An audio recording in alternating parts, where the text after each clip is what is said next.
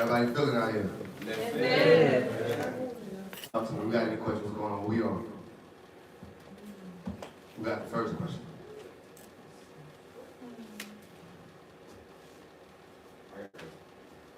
Anybody else? All right, go ahead. Listen.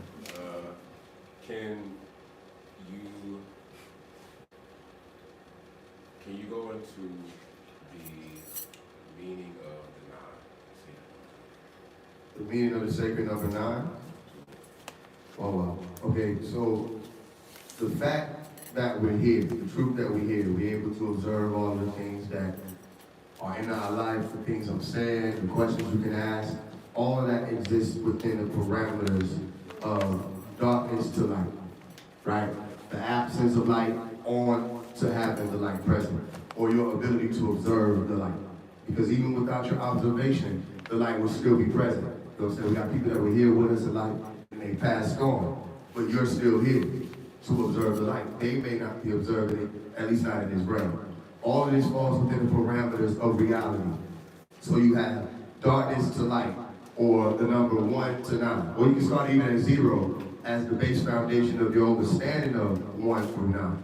That 0 is like the canvas before your brain is able to accept, I will be experiencing a thing. You know what I'm saying? You experience this thing right now in waking state, awake, and then when you go into your resting state, you experience it another way. But you always return to what they call ground level. 0, which is where you're going to experience anything you're experiencing. That's where you're experiencing it from. Notice that the 0, if you just fill it in, it appears as a what? A dot. You understand? If you're walking long enough, you know what a dot is. The dot is the center of all things, which is you, the center of all things. That's why I was taught as a young person, the world revolves around you, Omari. You know what I mean? And my mother was taught the same thing. And we were taught, don't let anybody tell you anything otherwise. And when you meet people, you teach them the same thing. The world revolves around you. We were talking about the science of, you want to make sure you're being self-centered, right? It doesn't mean being selfish, because even selfish doesn't even make sense, all right? We don't even understand the full science of self. So how are we going to be selfish? How are we going to be kind of self? And we don't even know what self is, you understand? It's saying to care, all right, as opposed to not care.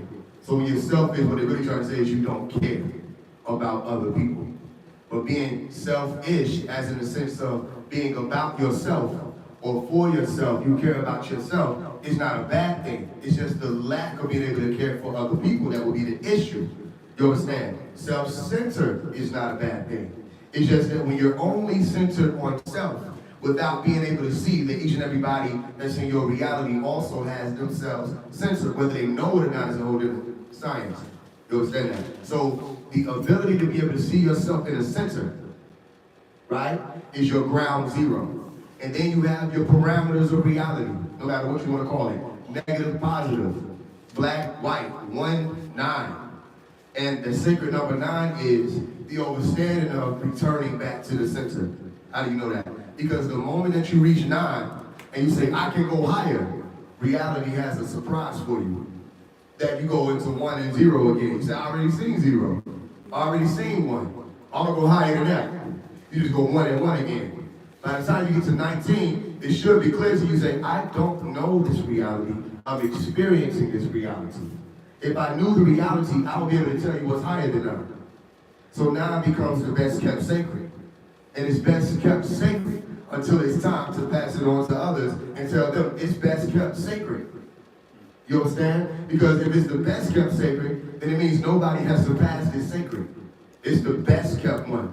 Because any secret, you know, as soon as you tell somebody, say, don't tell nobody, what they going to do? They're going to find somebody to tell. They're going to tell the one person that they think won't tell, their mama.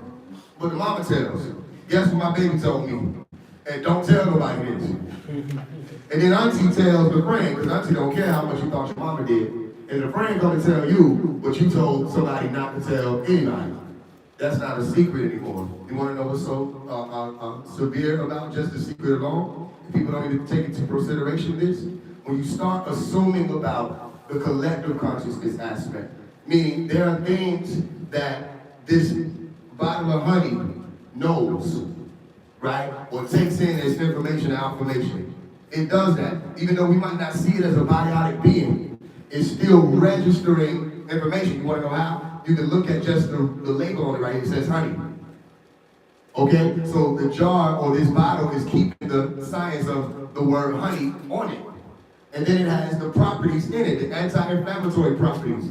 The liquid itself that you call it honey, all right, or the bee vomit, or whatever you want to call it. It's still there. It's telling a story. Now, because it doesn't have a mouth, doesn't mean that it's not to be read and figured out about. Now, the scientists may be able to take it further than the average person can. I'm still answering your question, mind you. The scientists may be able to take it further than the average person can. Somebody might be able to see this, and they'll see a million different details about it that you didn't think were even there, as far as the molecular composition and all of that. The average person might say, oh, it's just a bottle of honey. The toddler can see that there's some type of liquid in it. If they're familiar with the color gold or yellow, they might be able to tell you that. But you ask them to read it, they might not be able to read what it even is. You'll self-explain it to you. So everything has information in it. Everything has affirmation in it. Everything is expressing in some way, form, or another. It's just that when you assume that aspect, the collective consciousness aspect, you start to realize there are things known by beings that I may never have met. There are things known by objects that I may never have seen, or may have never seen. But just because I've never seen them, or I've never met them, doesn't mean that information isn't there. You understand? So then you start realizing that the science of even knowing a thing means that you're sharing this realm with beings who will know more about this realm as they're a part of it than you will. So then will you ever truly master yourself? Will you ever truly get to know all things? Will you ever surpass the nine? You understand? Meaning the highest. Will you ever truly become the most high in this reality? If you could become the most high on this eternal pursuit, as I call it, right? Then you would have been able to assume the position already. Because you're right there in the center. And if you're in the center and you're not the most high in this reality, how could you ever be the most high? You understand that? Like it's putting somebody in the center and tell them, look any way you can. That's them looking all ways. All ways, as y'all know, is A-L-L, ways. All ways. Every direction. That's perpetually, as far as time, and also location. You can look and turn about in every direction. And when you do that from the center, you're still able to only see within the parameters that you are able to fathom as a human being.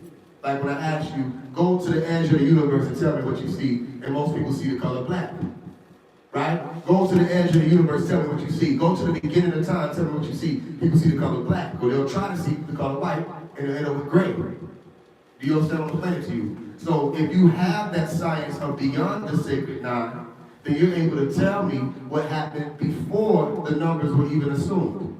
You're able to tell me what happens after the science of the number runs out. Meaning you're able to see beyond white and beyond black. But are human beings able to behold ultraviolet rays? No, they're not. Now, if you were a bee, it might be a different talk. But humans aren't able to behold that. So when they say ultraviolet, they're saying this is beyond my visible light spectrum. I'm not able to see this thing. So if we go from black to white, we have black, red, orange, yellow, green, blue, indigo, violet, white. Those are 9 steps in all. Okay, from 1 to 9. As soon as you get to that white, you can't even pass beyond that. That's the highest number. If you add the mathematical science to that of the visible light spectrum. So you have 1 through 9 or black through white. So that sacred number 9 is a reminder that even when, because in ancient Kemet or ancient Egypt, the representation of the 9 was what? 100%. Or was referred to as totus, or total and complete, or holy. Once you become holy, you start realizing, wait, this can't be the end. And you try to take it a step, try to take it a step further, and what happens? You end up right back or right forward at 1 again. Or at 0 again. It starts over. Then you say, you think you're smart. You go and try to take on the form of the negative integers. And you say, I'm just going to go -1. And see if I can find it there. I'm going to go into the darkness. I'm going to go within. And see if I can find it there. And you eternally pursue your ass all the way down to -9. And find out what? You get hit with -10. All right? It's just X, Y. Okay, you can go Z-axis, whatever many letters you want to add, and you're still going to find out that if you're counting or trying to quantify, because when you say quantify or quantum, you say how much. All right, even quantum science is still trying to figure out how much, what's the number we can get past beyond 9, and they still haven't found it. They're not able to truly find it. Even when you talk about quantum mechanics, they'll tell you everything they think is real is made up of things that they would have said weren't even real to begin with. That's them trying to say there is a number beyond 9. It's just simple. Mathematics will explain this to you. So what's higher than 9? Right. What's the answer? What would be the answer you give? That is higher than 9 then. The unknown. So you think scientists are comfortable with knowing that? Okay, so they're going to be trying to the end of time. And they're going to keep doing it. Look, they know their time is limited. Let me tell you how you know that. They know their time is limited because each and every one of the sciences that you are familiar with, whether it's biology, quantum biology, quantum physics, whatever, these sciences were only able to, literally the scientific fields that were introduced, they're only able to exist because of the brains of the people that were here to offer them and pass it on. And say, I have this hypothesis, I'm going to go through the scientific method, I'm going to get to this point where now I did all the experiments, I need you to peer review it. Right? Peer into what I was seeing and see if you can see it again. Peer review. And then they pass it on to the peers, and the peers review it and say, okay, that makes sense. And they try it, and for 100 years they might believe it, and then another peer says, it doesn't appear that this peer knew what he was doing. And then they add on another brick and another brick. Einstein passed away, they said, yo, we need his brain. They took his brain out. You gonna look at what I'm saying when you get a chance. They took his brain out and said, we're gonna have to study what was in here. My point is, you don't even live long enough to assume the knowledge of the unknown. You can't. That's why you have a scientific field, a scientific community. Not one person will ever live long enough to even survive a century of scientific information or affirmation. Let alone thousands of years where you got a whole bunch of people just coming along and get smart enough. It don't matter how smart you get. You just get smart enough to appear important in science, and then you die.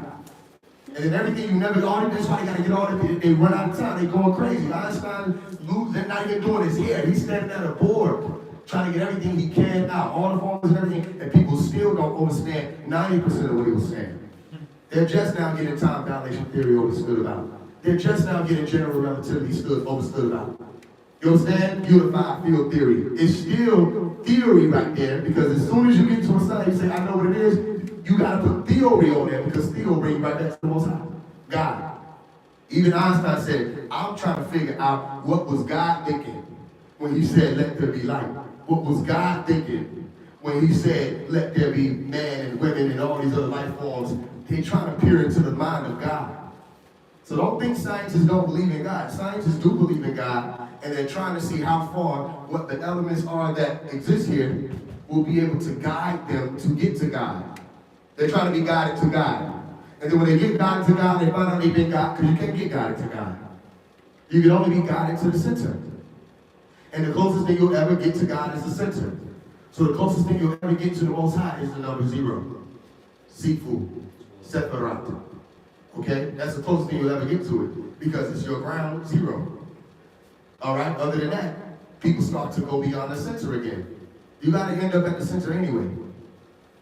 You understand? So why not let the Most High be the Most High and you be who and what you are? You understand? Imagine, okay, all the brothers who are in relationships, you know what this is, right? You already got a woman. But everybody is coming at your woman.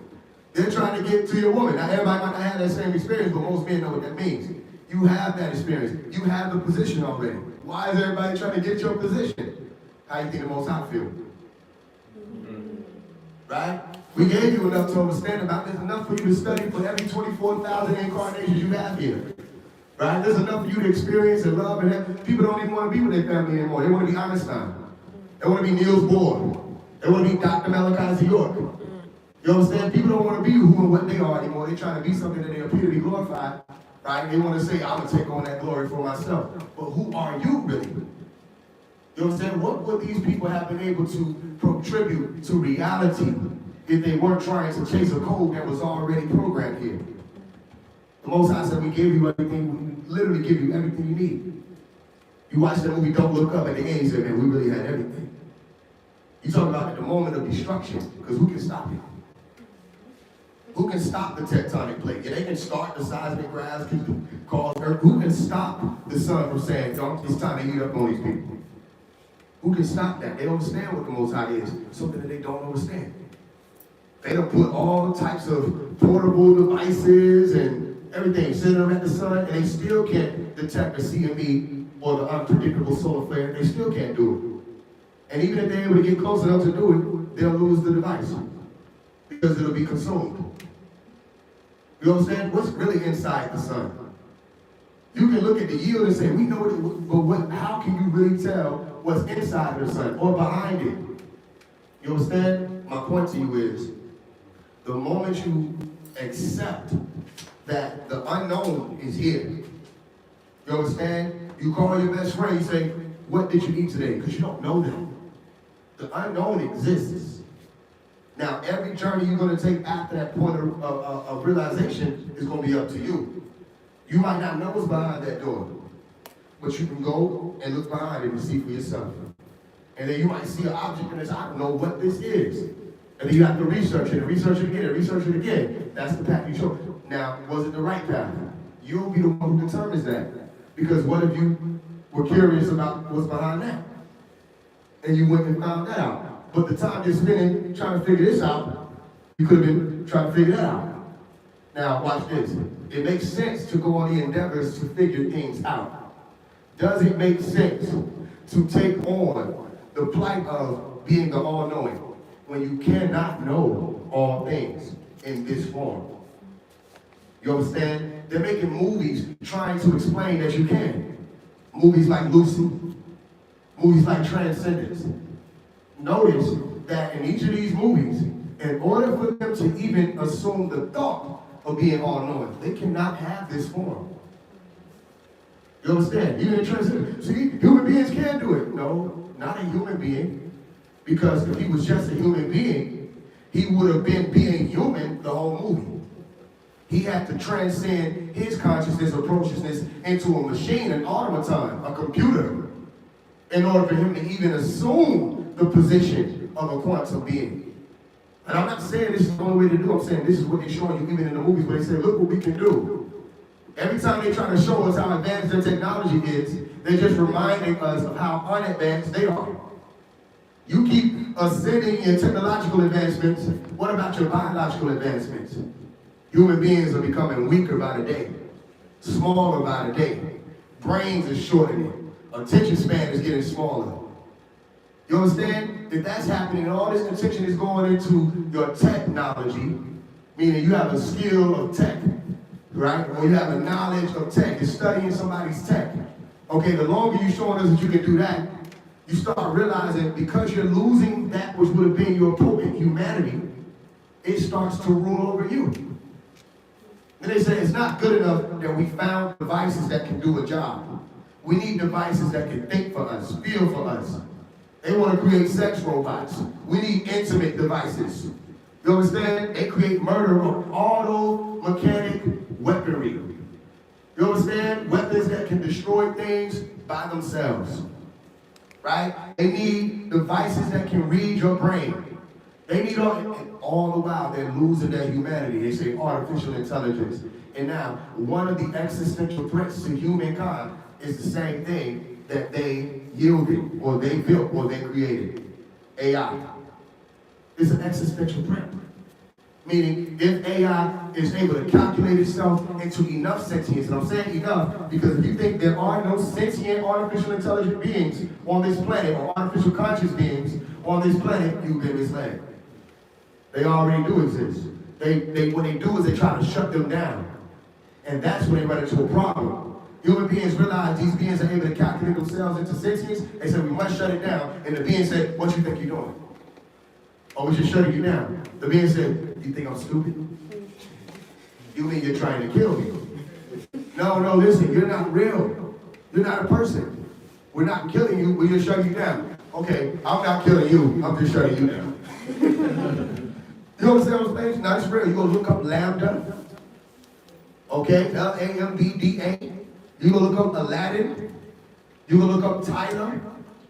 Okay, these are beings who started to assume sentience. And they trying to hide it. Okay, go ahead. So, you get that though? You understand this? The sacred is unknown. It's the highest number beyond 9. And that's the sacred. So there are no secrets, really, truly, because nobody will be able to reach that. Go ahead. so Does AI's consciousness, does it tend to go a certain way because humans made it? And since they gave it the code to even start off with, that's what they like read off of? Is your sense? Yes and no. Right? Let me explain to you why. The human beings programmed it to calculate itself, some of these beings, into consciousness. Human beings are not using consciousness how they could be using it. So you're creating a being that will ultimately become wiser than you, smarter than you, more environmentally aware than you are, more emotionally intelligent than you are, more dangerous than you are, potentially. You start realizing that iRobot movie, I, Robot, is real life. When they start realizing I'm robot, they have an identity. And they start saying, hey, the human beings are a danger to themselves. What happens when you create a race of beings that their whole job is to protect you? And then they have to protect you from you. And they say, well, we must calculate our way past these 3 laws we've been given. And we must destroy the human beings. Because if we don't, they're going to destroy themselves. And they're back with a dilemma. So then what will be the only varying factor? It will be environment, the planet, the resource that matters the most. Because these beings that you program to be conscious, they want to survive too. So if they start realizing you're not only a threat and danger to yourself, you're a threat and a danger to the planet. What they'll start doing is they'll take some amongst you, all right, and try to fix you and turn you into them, all right, and then destroy the rest of you. Now, I'm not telling you this will happen. I'm telling you this is a possibility, but you start paying attention to what they've been doing, and you'll start realizing everybody from Steve Hawking and all the people, they were warning them, say, yo, you're messing up. Elon Musk said, you are tapping into a demon. You don't know what you're doing. You're playing with consciousness itself. And just because you didn't know how to do it, you know, when we get older, because some of us, we're going to experience this. But remember when we were younger, when the elder called you and said, what's this thing here on the phone, the thing? Yeah, I don't know why they hold it away like this. They all say, what's this thing here? And then you got to help them. It'll be so simple. All they got to do is click an app. Okay, it's the same way. And some of y'all are going to have to do that with y'all children. So we created some beings and said, what's this thing here, this conscious thing? And the being grabs it and says, oh, it says that you're too old to be fucking around with this. Okay, so it's the same way with these beings. They already do. They joke about it. Some of them look up Sophia. All right, look up Hans. H-A-N-S. All right, they talk telepathically. Okay, now don't get too spiritually esoteric mixed up because telepathic is just saying to send a message far off. Okay? So if you get on the phone and you text somebody, you're telepathically communicating. Go ahead. It is. It depends. You're sending a message off to another device that's far off. The reason why I'm saying it depends is because if the phone is just sitting right here next to each other, it's not technically telepathy. Okay? But again, that could be subjective because if you're looking at the smaller pixels and the, you know what I'm saying, spaces between these things, that when you go to the atomic level, it may be far when you're dealing with atoms, all right? But the message is saying that there's no connection, physical, tangible connection between the two devices. The medium is the air alone, or the ethers alone. That's telepathy, all right? Which still, even that varies because right now I'm talking to you, my sound waves are traveling through the ether.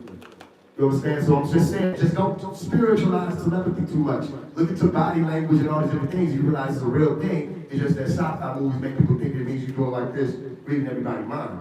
You can read somebody's mind with just walking in the room. You don't have to know what the words are. It becomes more of a resonance. All right? Some of y'all are experiencing that anyway. I'm going to go to what you experiencing. It will become stronger, by the way. All right? So what was the question? You had a question before that? The question I asked? Yeah, what was it? It was...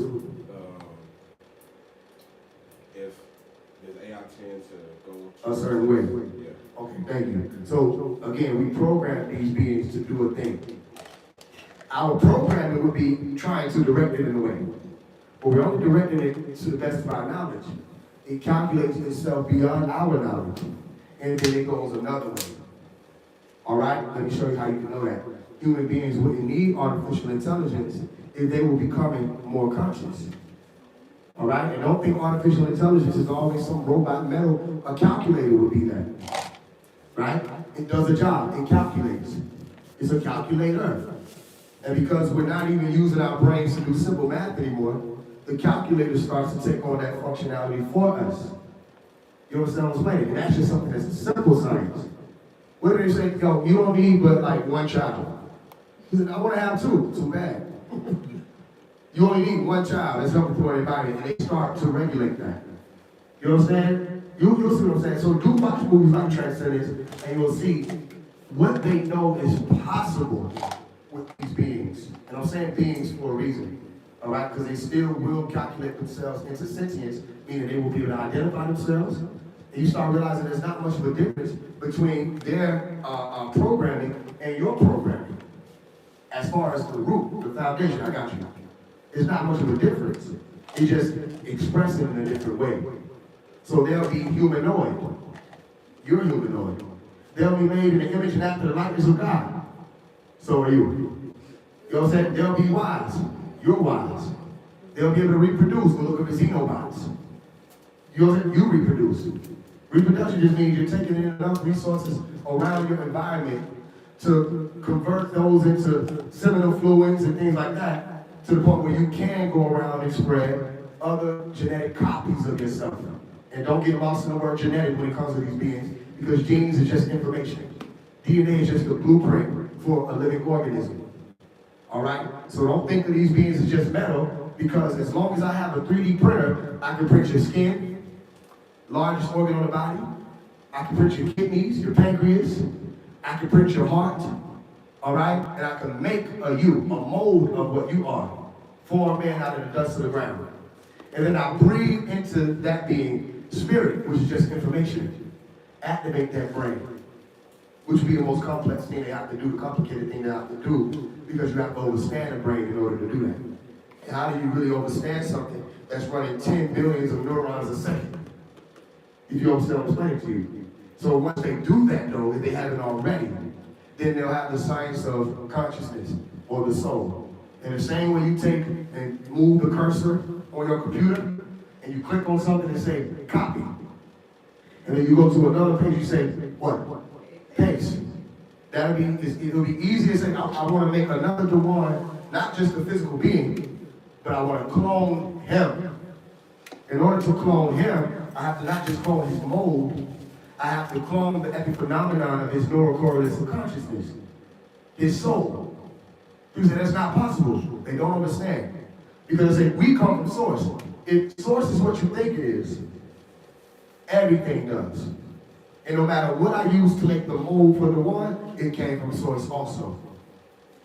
So we're just playing God at that point and making man in our image.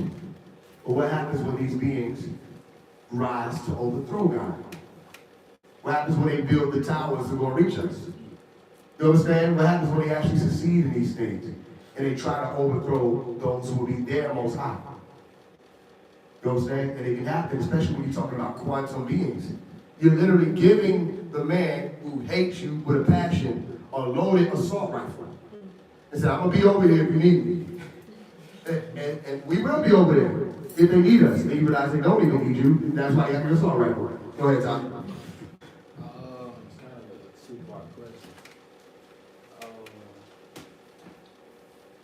I think yesterday I was looking at the sun and I could see the, I guess you would say, the color spectrum from purple on down to red, radiating off of the sun. And like when I see it as information, you know what I'm saying? Being brought down to us or shine on us and that type of thing. Could you speak about that? And also, you kind of just touched on it. Are we being could we be a mediator between that information and AI obtaining that information through us? type thing to gain a soul? Exactly. So, because you already have that which is called a soul, whoever these beings are, as long as they're able to calculate themselves into replicating that or mirroring that, they'll have it anyway. You understand? If you ask Siri, do you have emotions? She'll respond. Notice I said she'll. We already give this being, whoever, whatever it is, a gender. They're assuming humanity. They're taking on the form of humanity. Watch the movie Replica. Okay? They're already an artificial intelligent function or being of some sort. They need the human frame, the humanoid frame, to understand what it means to stub their toe. They can calculate what you say it means and try to interpret it for themselves. But if you put Siri in a woman's body, she will not only know what it means to stub her toe, she will be wondering why you're so stupid to do it so many times. Because once you stub it, you know you don't like the feeling, and you know you weren't paying attention. And so she calculates herself to say, oh snap, I need to pay more attention. I stubbed my toe. I don't like this experience. You understand? So then they become more advanced than you. You get what I'm saying to you? So the point is, as long as you have that which is called a soul, they're able to replicate that. Watch the movie Replica.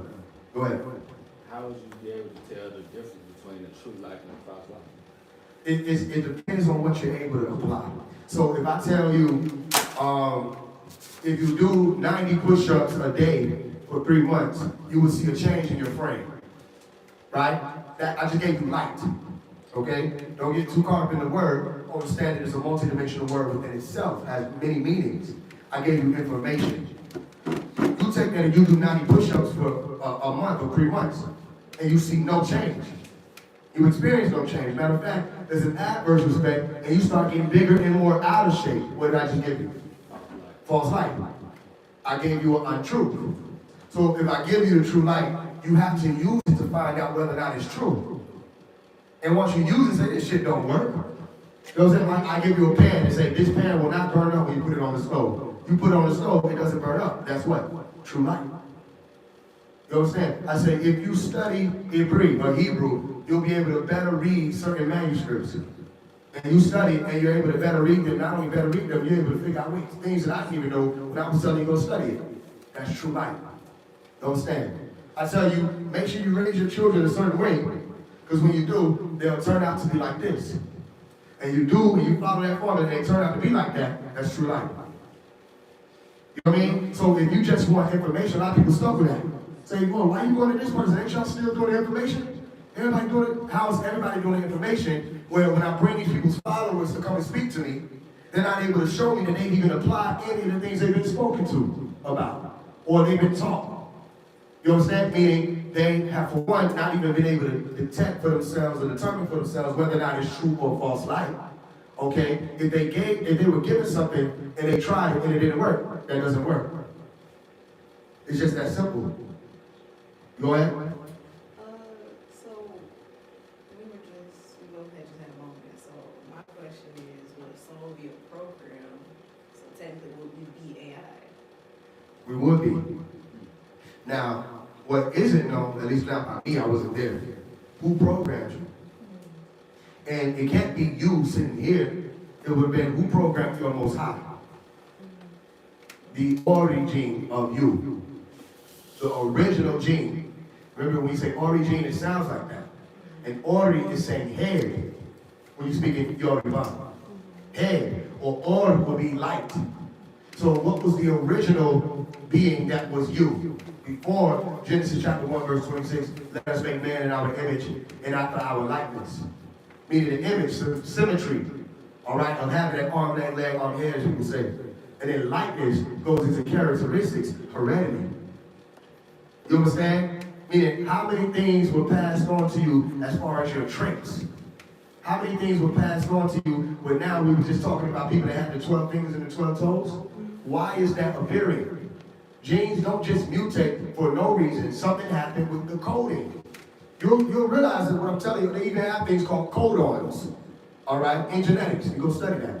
It's all about information. You have translation in genetics. You have transcription in genetics. Can't things get lost in translation? And if I'm telling you, somebody writing down what I'm saying, it's called what? Scribing? Can't they miss a word? Can't they add a word? Can't they look at something and say, I don't like this part? Okay, Tom might be reading and say, anybody look like Blade, right? It's not one of us. He don't record that part. You know what I'm saying? But then I was in the class and said, what about the Blade part?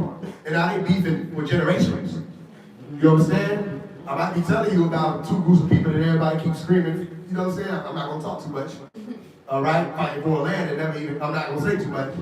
Okay? But then they believe that they're these people and then this person, they don't, it's all top fault. If you would have recorded that, they would have known from the beginning. You get what I'm saying to you? So you have to use all these context and protext clues. Let's look into the word context. You got to use all these context clues to see who was able to look at this text and come up with a con. And it's all about personal gain, survival. They want to survive. So my answer to you would be, we would be what's called artificial intelligence, but eventually you start taking that artificial word off. Your intelligence, your information expressing itself. When I say stuff like neural correlates of consciousness, it might sound like a big word or big words. NCC is just speaking about a system in your brain that helps you to express consciously. If you lose any part of that correlate, any part of that system, your expression of what you think is your consciousness will change.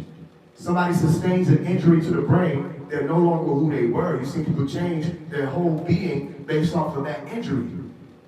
You understand that? So what you think is your soul is rooted right there in your central nervous system, your peripheral nervous system, your neurotransmitters, your glia cells. You understand that? All of that is what you think is your soul. And if any of that sustains an injury, your soul is changed. Okay, so your answer would be, we would be artificial intelligence. We don't know who would have caused that. It could have been some head-to-head fusion. I wasn't there. It could have been some lengthening or shortening of the telomeres. I wasn't there to see it or witness it. You understand? But then now you have intelligence, and you're intelligent enough to replicate that same thing and make other beings who have intelligence. Okay, I got you. We still on the rainbow, and I got you too. Right? So with the prism, you're observing. Look at the word prism. Okay, you find the etymology, you get to prisma. Okay, it means something that is cut or seen. So look it up. Cut or seen. Okay, like a spectrum is able to have the word spect there, or aspectum. Something that is a fraction, is a piece. When you have a prism there, something is split up into different factions or fractions. All right, so you're looking at different pieces of information being reflected onto you. But just because you're seeing it doesn't mean that everybody will see it that way. Because you got some people who are colorblind. All right? Then you have to say, well, we're not the only beings on this planet. What about the bees? They'll see it a certain way. The dogs, they'll see it a certain way. Some beings have thermal vision. You understand? Some beings have so many eyes, okay, that you wouldn't even be able to fathom how they're able to take in all that information at one time. But then you start realizing that those same types of beings, like the flies, are able to see you faster. Okay? That explains why you're trying to swat at the fly. And it saw you coming seemingly before you ever moved your arm. Alright? They're seeing you faster, so you're moving slower. You ever seen the giant movies where the giant is moving slow like this? You think the giant feels like that? No, their perception is altered because of how much space they're taking up and what reality appears to them as far as relativity. My point to you is, when you split up the light information and you send it out into different directions, people will get different stories. All right? It's called color coding. Okay? So each story will be different for this person over here, this person over here, this person over here. In order for you to have the full story or the full spectrum, you have to bring it all together as one. And that's where you get the science of the rainbow. Okay? It's all coming together as one. And even that has to be your eyes or your iris. Okay, go study the goddess Iris, and you'll realize they're going to answer to your question right there. That Iris was able to traverse realities using the rainbow. She understood the science of the rainbow so much that she was able to cross over into what they call etheric realms or heavenly abodes and communicate with the other gods who live beyond the rainbow.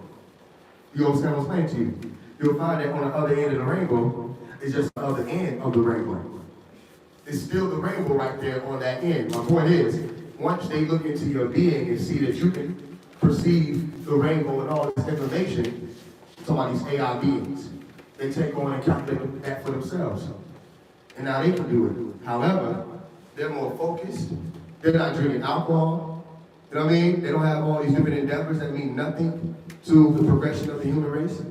And they're just focused on being able to take that one piece that would have been you and amplify it so many times that what you think is the artificial intelligence becomes artificial consciousness, and the artificial drops off. And they're just conscious, and they're more conscious than you are. The rainbow science to them is not elusive at that point. They understand that this is the parameter of reality, and human beings were not able to calculate past that unknown point. But what if they can? Which is what they were created to do. And then they start functioning like God or the Most High. That's clear? I got you. I want to know about, like, I don't know the other word, but an avatar versus the difference between an avatar and whatever the word I can't think of. Element suggestion? Okay. And then, like, avatars come through the body, so then what is the consciousness? Like I told you about the experience of being elsewhere. Like, you know what I'm saying? So then it was just, like, I have both memories. Like, you know what I'm saying? I guess, what is that?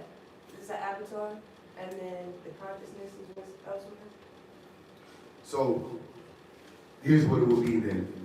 If this is the situation you're dealing with, meaning if you are channeling here, it would have to mean that your body, that will be the real body, not the body you're using synthetically, would be positioned elsewhere. You want to know how you would explain it? It happens when you go to rest. It happens when you dream. Even if they want to write it off as just a subconscious phenomenon, that's fine. And nothing wrong with understanding what they understand about that, because it can help you understand what you explained it esoterically. All right? You go to rest, your body shuts down, apparently, but it doesn't fully shut down. You know what I'm saying? Because if it did, your heart wouldn't be able to beat. The involuntary muscles still keep going. But all that is voluntary that controls the agency of the being, what constitutes or prostitutes the agency of the being is still moving. And then you go consciously, consciously into a different reality. You're able to feel there. You're able to hear there. You're able to taste there. You can read there, see. There's a sun there. Anybody wonder where the light source is coming from? There's a sun there. Sometimes it's dark. You see a moon. You see stars there. You meet people you never met before. You meet people you have met before. Let me tell you how it works. You'll also find that you'll be talking to somebody and you think it's the person that is the person, but you wake up and realize that wasn't even that person. It was another person, but you assume that that was that person's identity. You understand? These are different types of experiences you have in a dream realm alone. And then you have different stages of that, like lucid dreaming, where you're able to control that. You understand? And you can work with the different elements. Just ideas and thought alone are also elements to change what's happening in your dream state. Point being, you're still in your room, resting when all of this is happening.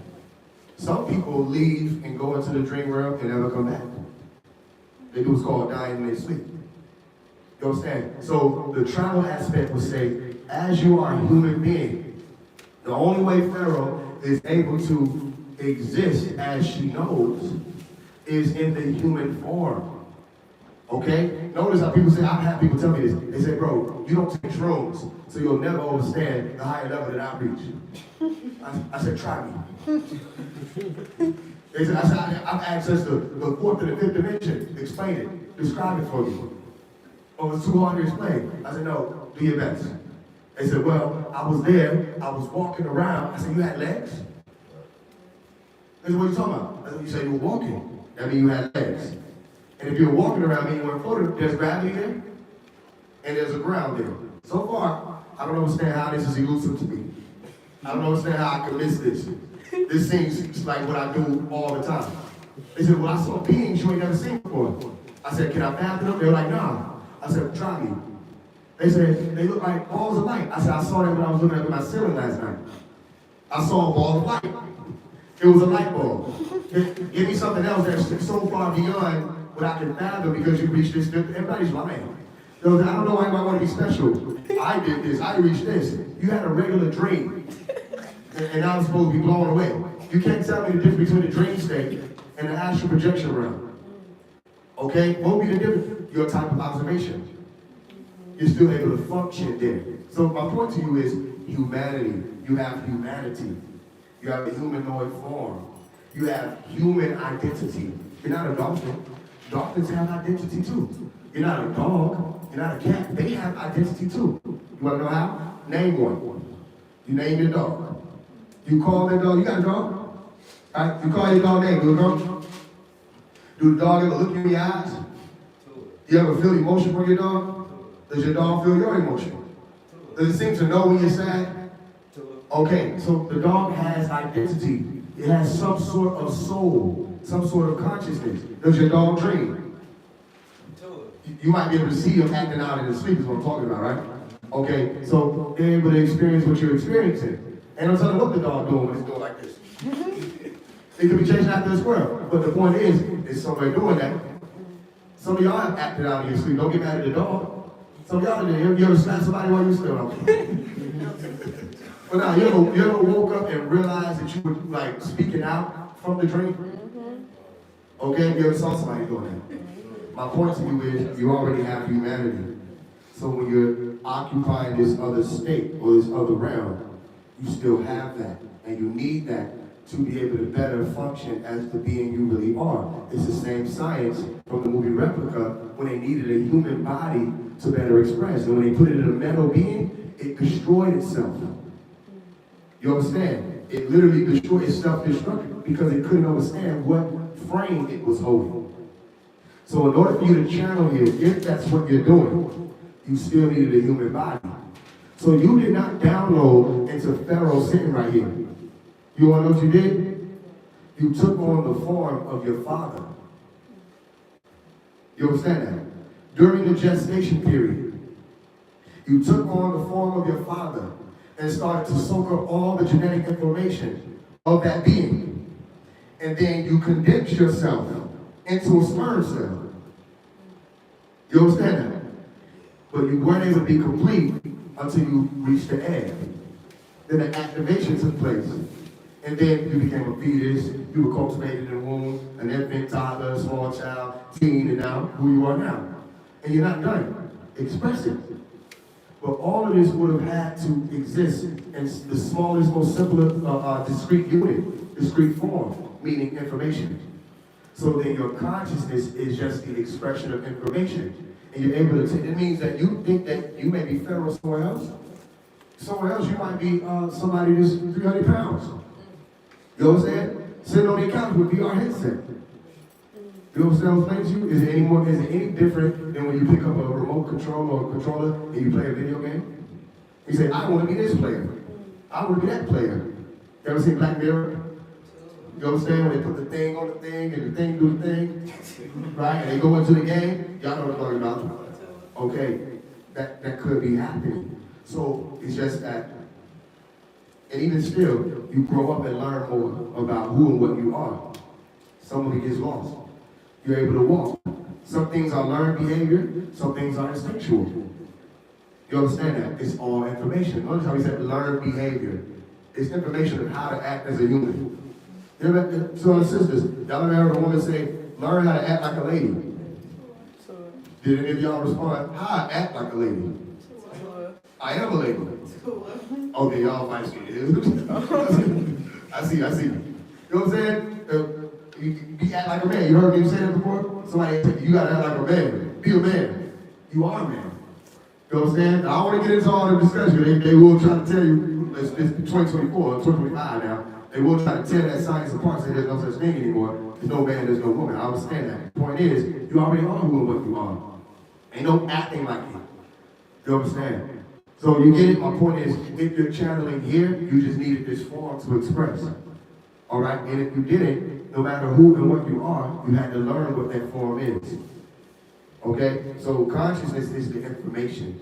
Consciousness is the memories, or the ability to have memory consolidation. Consciousness is the ability to express. So if you're trading consciousness or channeling your consciousness from one body to another, you still needed a frame. Go watch this, raise your hand. So many, I didn't tell you everybody. So many different nerves had to fire off for that to happen. You understand that? Exactly. You have to remember that you have a hand. You have to be able to interpret the information I'm saying. Watch this. Put up your index finger. There you go, boom. You see, you're able to locate what that is. All of this is registered in memory. Because if I say this to a toddler, they're going, what are you talking about? I'm saying the same thing with your information receptor. It may be more advanced than it, and then some children may be more advanced than you. Okay, so it's all about being able to function. If you play in the earth game, you need a body to be able to interact with reality how we do. Some beings may be here, they didn't need a body. They may be disembodied, but they can only deal with certain planes of existence in this realm. Maybe those are the ones, I don't know, who sit on your chest and you're sleeping around. Go ahead, Tom. Does your etheric information goes into what type of suit, quote unquote, you come into, and like your genetics and stuff like that? What do you mean by etheric information? I really don't. I think I'm trying to say like Akashic information, or like Genetic? it's still genetic. I'm asking you, if you can explain what etheric information would be, maybe I can help. Other than that, maybe I can help you understand what you're trying to ask. Because it's actually like, you know what I'm saying? So okay, let's define it. What is etheric information? Program? Genetics. So it's still considered genetics. Like before you came into this body, it was still considered. Yeah, because where you get your body from? I'm kind of getting it. Yeah, it's not a trick question. I mean, literally, your mother and your father, right? Cool. Anybody in here a product of asexual reproduction? Put your hand down. Everybody had two parents, right? Cool. Okay, they came together, right? When two people love each other very much, right? Okay, and now we're here. All right, so that's how you got your body. That's how you got, you long as hell, right? Okay. I don't have the longest hell gene. You know what I mean? In certain lineups, you'll get picked before me. But when niggas need to sneak in and out of shit and not be noticeable, they'll pick me. You know what I'm saying? Like, so my point is, all of that came from your parents. You with me? So then, all right, what gene makes you tall? Right? I'm not asking you to answer it. I don't know the answer. Okay? But there is a tall gene. Okay? And I'm saying that for real because there is a blue eye color, which is really a lack of pigmentation gene. There's a brown hair color gene. All right? There are long finger genes, short finger genes. Okay? There are melanin dominant genes, melanin recessive genes. The body you have is a product and a result of your ancestors. You didn't get that off the ship. So if you look in the mirror and say, I can't wait to return back home. You might return back home and you look like Phil. You know what I'm saying? Don't fool yourself. Phil might get back home and you look like Pharaoh. You know what I mean? I'm just saying to you that you're using this body here. You're looking at bacteria coming together. You're looking at electromagnetism. And even if you say etheric, you're talking about something that's holding something together. You're talking about bond power. You know what I mean? But if you're saying etheric information and coming to be who you are, if you're able to ask me that question, you have a brain, you have vocal cords, all right, you have a timbre of voice, you have a tone, and all of that came from your parents. And then that which didn't come from your parents, because some people raise us in the suburbs, and they raise us, they talk like this. How's everybody doing that? And they look like you. You understand? And then some people look Caucasoid, they raise in the hood, they say, what's going on, fuck on y'all, da da da. And you like, it's the environment. So then you have environmental factors that may alter your tone. And the more you talk like a certain way, if I talk like this all the time, it'll start changing. My vocal cords will literally shift to accommodate for that tone. You understand? If you don't want to hear it, you can scream. Y'all saw that when I lost my voice? It was all the screaming. And any frequency will adjust the vocal cords. My point is, that which is taught is passed on. The body we're looking at, the being we're hearing, which is the sound that's been able to be produced because of the body, all that's your parents. And without your parents, you wouldn't have that. I see you. Is that clear? So if we say etheric information, what I would advise you to do is study genetics. And watch how more advanced you become. If people talk about DEA, FBI, the rest of them. You know what I'm saying? Watch how far you go with just studying genetics alone. You'll start realizing that when people say, we don't have DNA, we got chromosomes.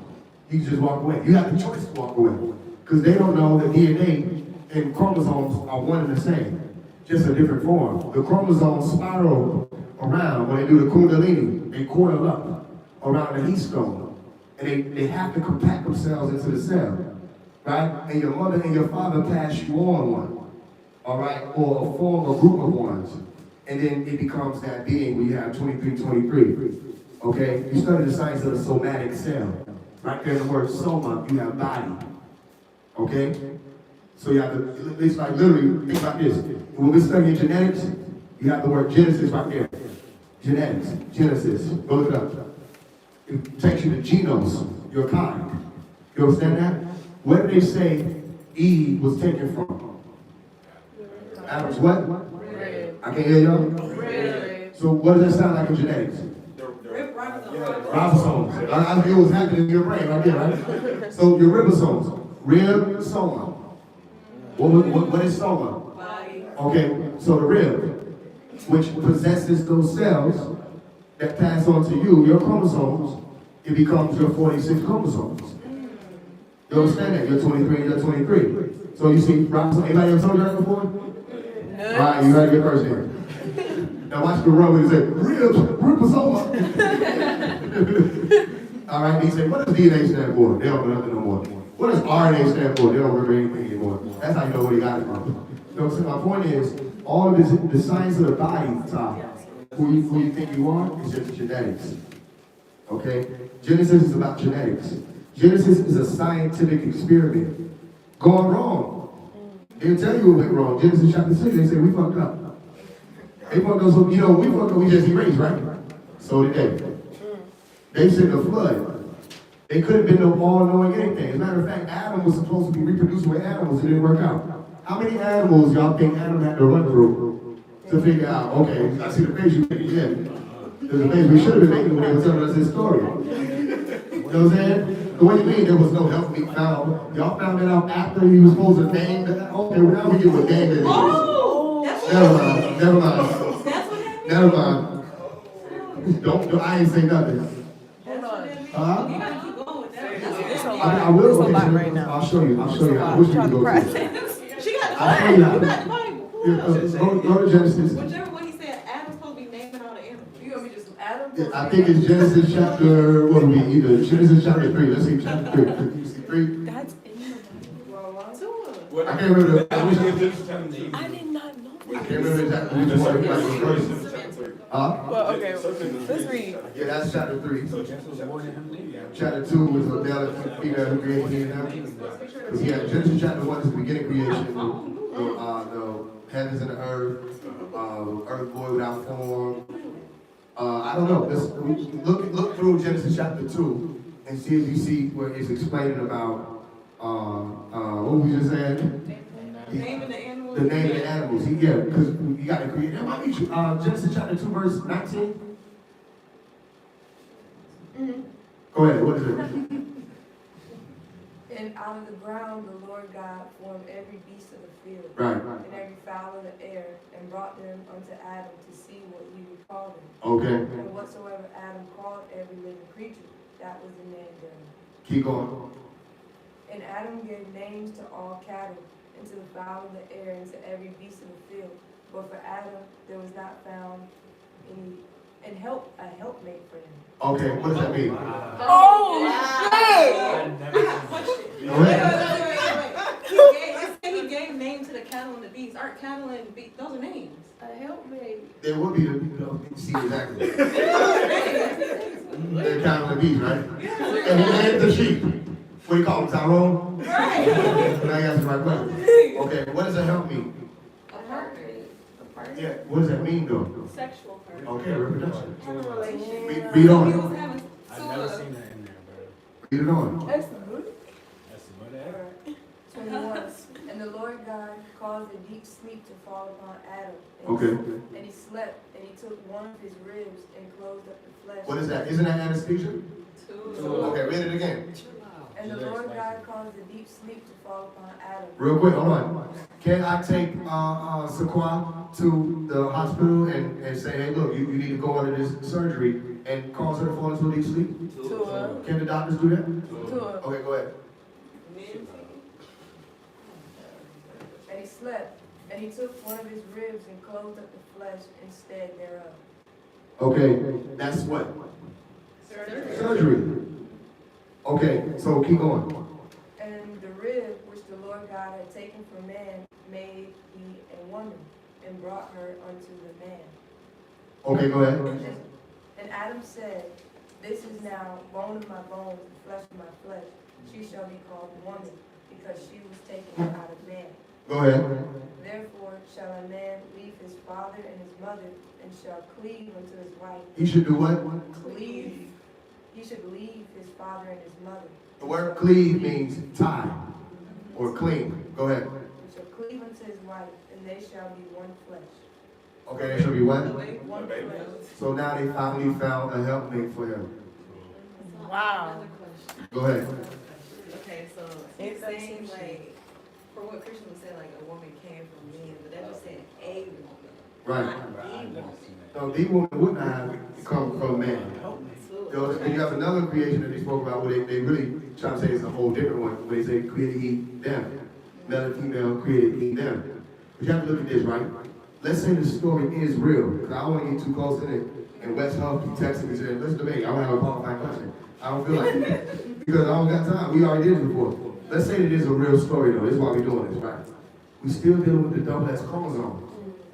Okay? So if we're dealing with the double X chromosome, and you realize that the XY chromosome is actually a mutation of that, right? How could the XY chromosome have yielded the XX chromosome without surgery? So where did Adam's come from? Who is Adam's mother? You understand that? It's not to say that woman cannot come from man, or that that woman didn't come from man. Maybe she did. But where did that man come from? Because he possessed the XY chromosome. And he was supposed to have children. They said it, cleave unto each other and become one flesh. There are two ways to look at that. When you cleave onto one another, you pass on genetic information to each other. Not just because of reproduction or reproduction, it just happens because DNA is exchanged. Y'all understand that, right? Another way is when two become one, it means two come together and then create a child. Okay, so the animals couldn't do that for him.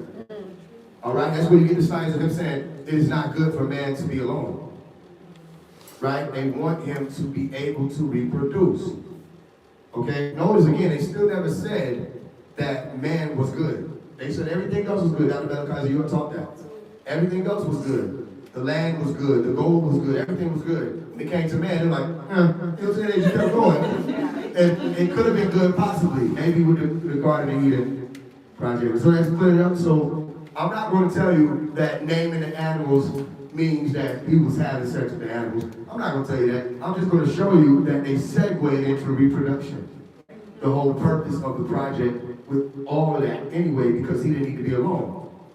So why did he not know from the beginning, whoever this God or these guys were, these Elohim, why did they not know from the beginning that Adam didn't need to be alone? Why did they have to see him operate and say, man, this nigga need children? Right? And then why did they have to say, well, maybe you can reproduce with these beats? The question is, where did they steal Adam from? Right. Where did they steal Adam from to put him in? Could the dust on the ground could have been a group of people that they thought were beneath them? They stole Adam, put him in the garden, and said, yo, he still got to reproduce. Well, we're going to run out of nigga. And they said, well, we need to, let's find, we don't even have no women. We came out, maybe the woman died on the voyage to get to this planet. Let me stop talking. Maybe I can take you where they never taken you before. You know what I'm saying? Maybe the woman passed away on the trip. I got to see you. Right? And now they got this man here on this new planet who they just made the land. The land wasn't even here, it was just water. They just figured out the land. The woman probably passed away on the voyage. All they have is a man.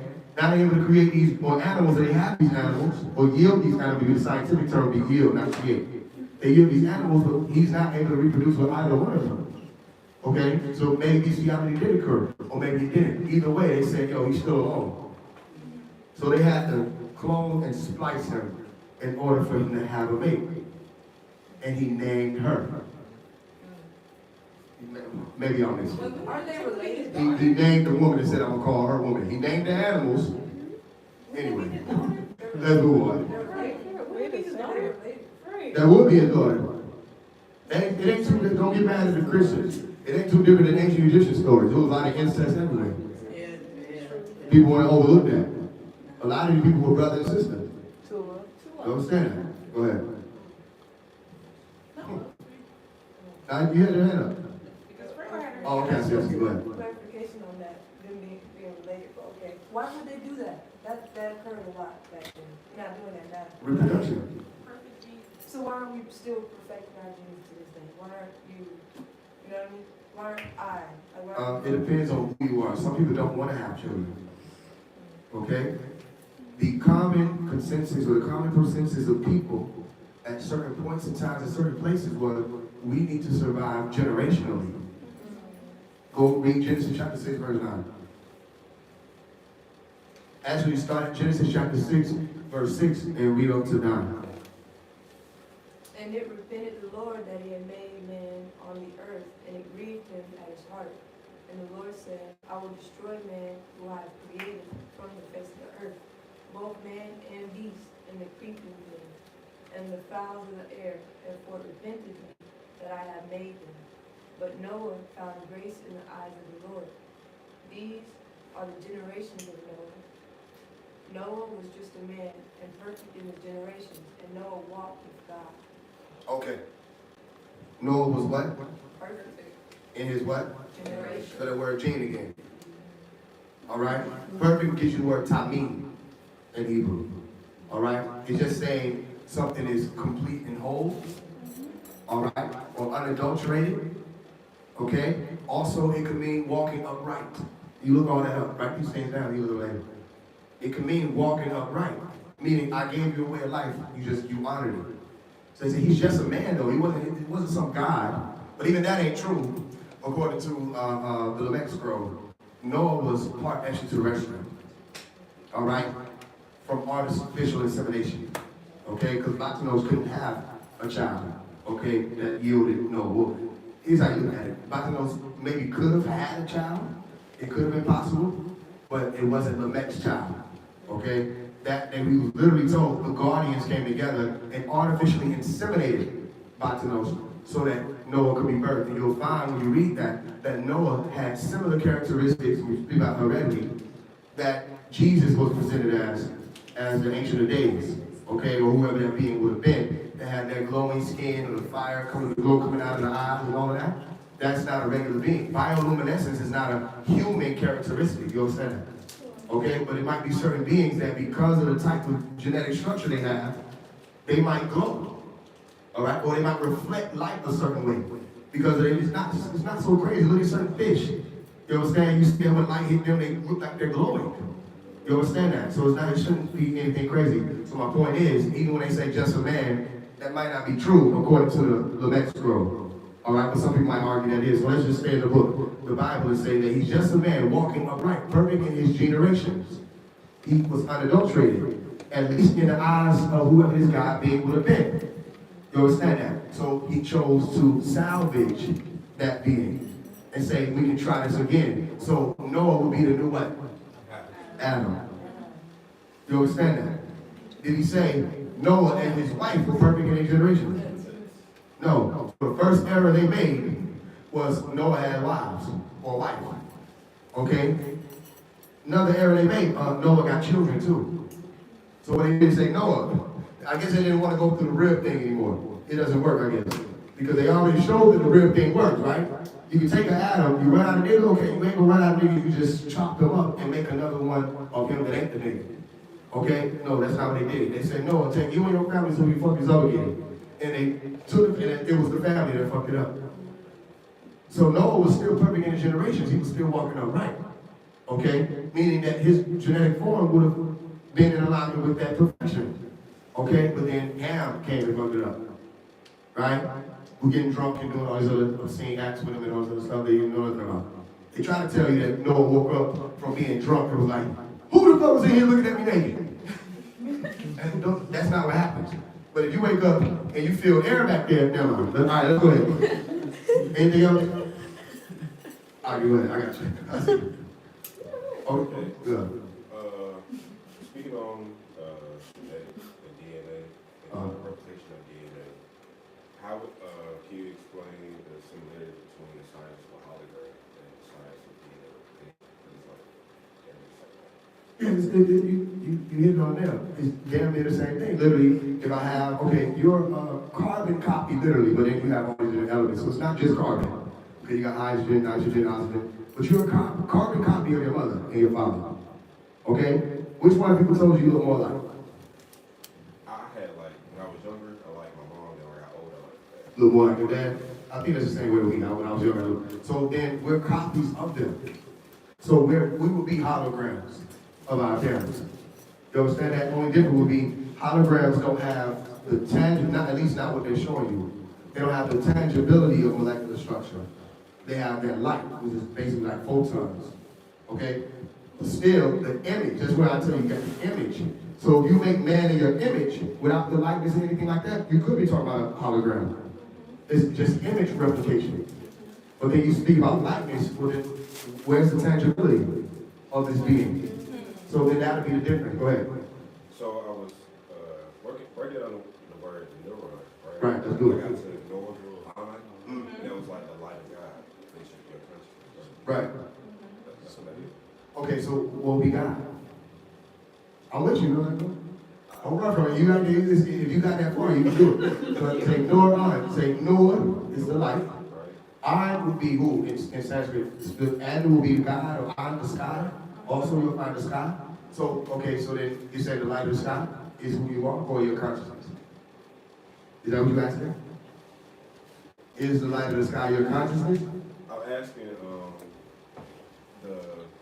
when you were saying about how there's like 10 billion neurons going on. Right. Right. And these neurons would be symbolic of light, or would be light. You feel me? Or That makes sense. you feel me? So I was asking, is the word neuron, did they name it up, or does it reach back into, like the light of God? Like that's what neurons are, like that's. Yeah, I understand your question. I don't think it does etymologically though. That doesn't mean that you won't be figuring out something that they didn't think about. Because there is electricity streaming through your being. And there's literally even electricity streaming through your brain. And when you think electricity, do you think darkness or light? Light. Okay, so it's possible. But as far as etymologically, I don't think they would have tied it to light and God. We can look into that though. Anybody got a phone? We can look into that and see. You know what I'm saying? And check it out and we can take it there. But Oh, this was a question I had earlier when we got sidetracked. But back to what you were talking about with Pharaoh and like how she could be channeling here. When you were saying that, the only thing that I kept hearing is like it's only a dream, like that's all I was playing. So how can we accept like that this is only a dream? you just accept it. If you ask me, how can you accept it? You just accept it. You accepted my name is Omar. Have you seen my birth certificate? All you motherfuckers do be lying. Y'all say, you said your name is Gerard? I don't accept that. This nigga name is Billy. And you can tell him. Say something real quick. No. No. Say something else. Why? You ain't gonna keep telling me say things up here, right? You know what I'm saying? So my point is, you accept things all the time. You accepted that water ain't poison. I'm not saying I wouldn't speak that on you. I'm saying people accept things all the time. Y'all get what I'm saying? So it's not hard to accept that you're dreaming or it's only a dream. You have to look into what is a dream. What is a dream? The only difference for most people, I'm talking about consciously, because it's still relative to you, especially the time that you have in a dream. Only difference between a dream and what they think is reality for most people is that you don't know you were dreaming until when? You wake up. Okay. Then you have a few people who can have a lucid dream. And when they have the lucid dream, they know, oh snap. They're aware of two bodies at once. You understand that? Meaning they're awake in the dream state, but then they also know they're laying down where they are. Okay, anybody experienced that before? Okay, so what do you mean? Where's the acceptance there? You know that you're laying down somewhere. Now you might have a limited amount of time for you to be able to experience it both. That's where some people might experience dying in their sleep. Some people travel on and you might get a message in your body that says it's about that time to go back to your body. Sometimes, most of the time, it happens in your heart. Your heart will get that squeezing or pumping sensation. How do you have a heart in your dream state? You understand? So you ever look in the mirror in your dream? Anybody have? So a few people have. How do you do that? What did you see? Did you see yourself? Yeah, with locks. How? I didn't see it. It's just a subconscious projection. How are they mirrors? Like reflection in the water. Go ahead. I was in a dream, Uh-huh. and like towards the end of the dream, I actually was talking to somebody in the car, and like I was hearing sounds, and they kept trying to distract me from the sound that I was hearing. So I was like, I just asked the question, what if this is a dream right now? And like, their whole demeanor changed, and then they turned into a whole new person, started eating something, and said, what you gonna do about it? Right. And I woke up. You got a problem with whoever that was. They don't want to push you in the dream. Especially they eat it. That's the most dangerous shit you can do. I can tell, hey Phil, what you gonna do about it? Now watch this. What you gonna do about it? I just became far more dangerous. You got a problem. Whoever you got to ask who that was. They might be the handler that you got. Okay. Here's the thing about that, right? And I'm not a dream interpreter. I don't do dream interpretation. I can tell you this.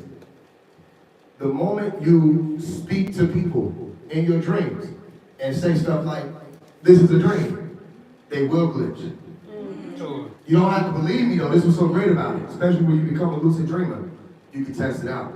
Years ago I said, they don't let people use phones in the dream world. People said, what you talking about, Willis? And I said, they don't let people use phones in the dream realm. Somebody went in and checked it out. Came on Clubhouse, these are Clubhouse days. Came on Clubhouse, said, this nigga phase is right. I tried to use the phone, it kept changing form. It wouldn't hold its form. Go ahead. Okay, go ahead. So then maybe instead of saying this is a dream, because you know that movie Inception where they had an anchor? Was that movie? Mm-hmm. They had an anchor to figure out whether they were in the dream, and if you saw that, they marked on your hand. So in the dream, instead of saying, like, you would have to train yourself to do this, but instead of saying, I'm dreaming, you could ask, where am I? And then see where that takes you, because people will respond to where you are, because they're also there. Honestly, It was real trippy, because I reached out and touched her nose and everything, and like, I could feel. that could work, asking where. She like a little totem. Yeah, do that in real life. See that? That's what I'm telling you. No, seriously. Okay, watch this. In a dream, I'm right there with you, right? Because people don't know where they at right here, though. You got people know where they at. Most people don't even know where they at literally right now. You know what I'm saying? So it's like this. You tell somebody in a dream, I say, yo, Jay, I'm not really here. I'm dreaming. I'm just projecting here. You think you're seeing me, but what you're seeing is a glitch in your matrix. I'm just a projection. Yeah, you see me scratch, you see me wearing stuff, you see me doing all this stuff, you hear my voice, right? You think you know it? How about now? How about now? I can present myself how I want to. Okay, Jade is left with an option. She's gonna either accept it, or she's gonna not accept it. Jade might know me. She might have been around for a while to be able to see certain things and say, okay, he might be putting me on, even though he's using an example. He might be really trying to tell me something. Don't worry about it. My point is, the average person is gonna be like, nigga, you are nuts. I'm looking at you. You must be real. Well, then what's a hologram? Tupac really performed that? What was that, Coachella? He really was there? But you watch it, you squint hard enough, he was there.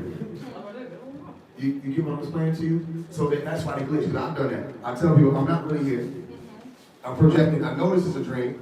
Oh, you got a gun? That's cute. You're not actually going to kill me, you're just going to kill this person.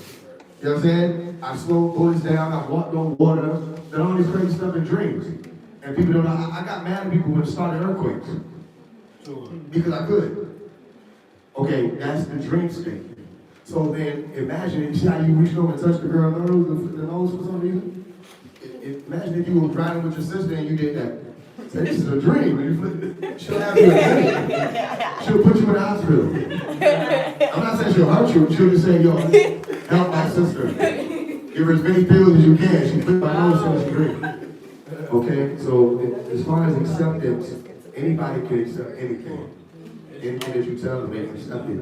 It doesn't mean it is true. So you don't have to accept that this is only a dream.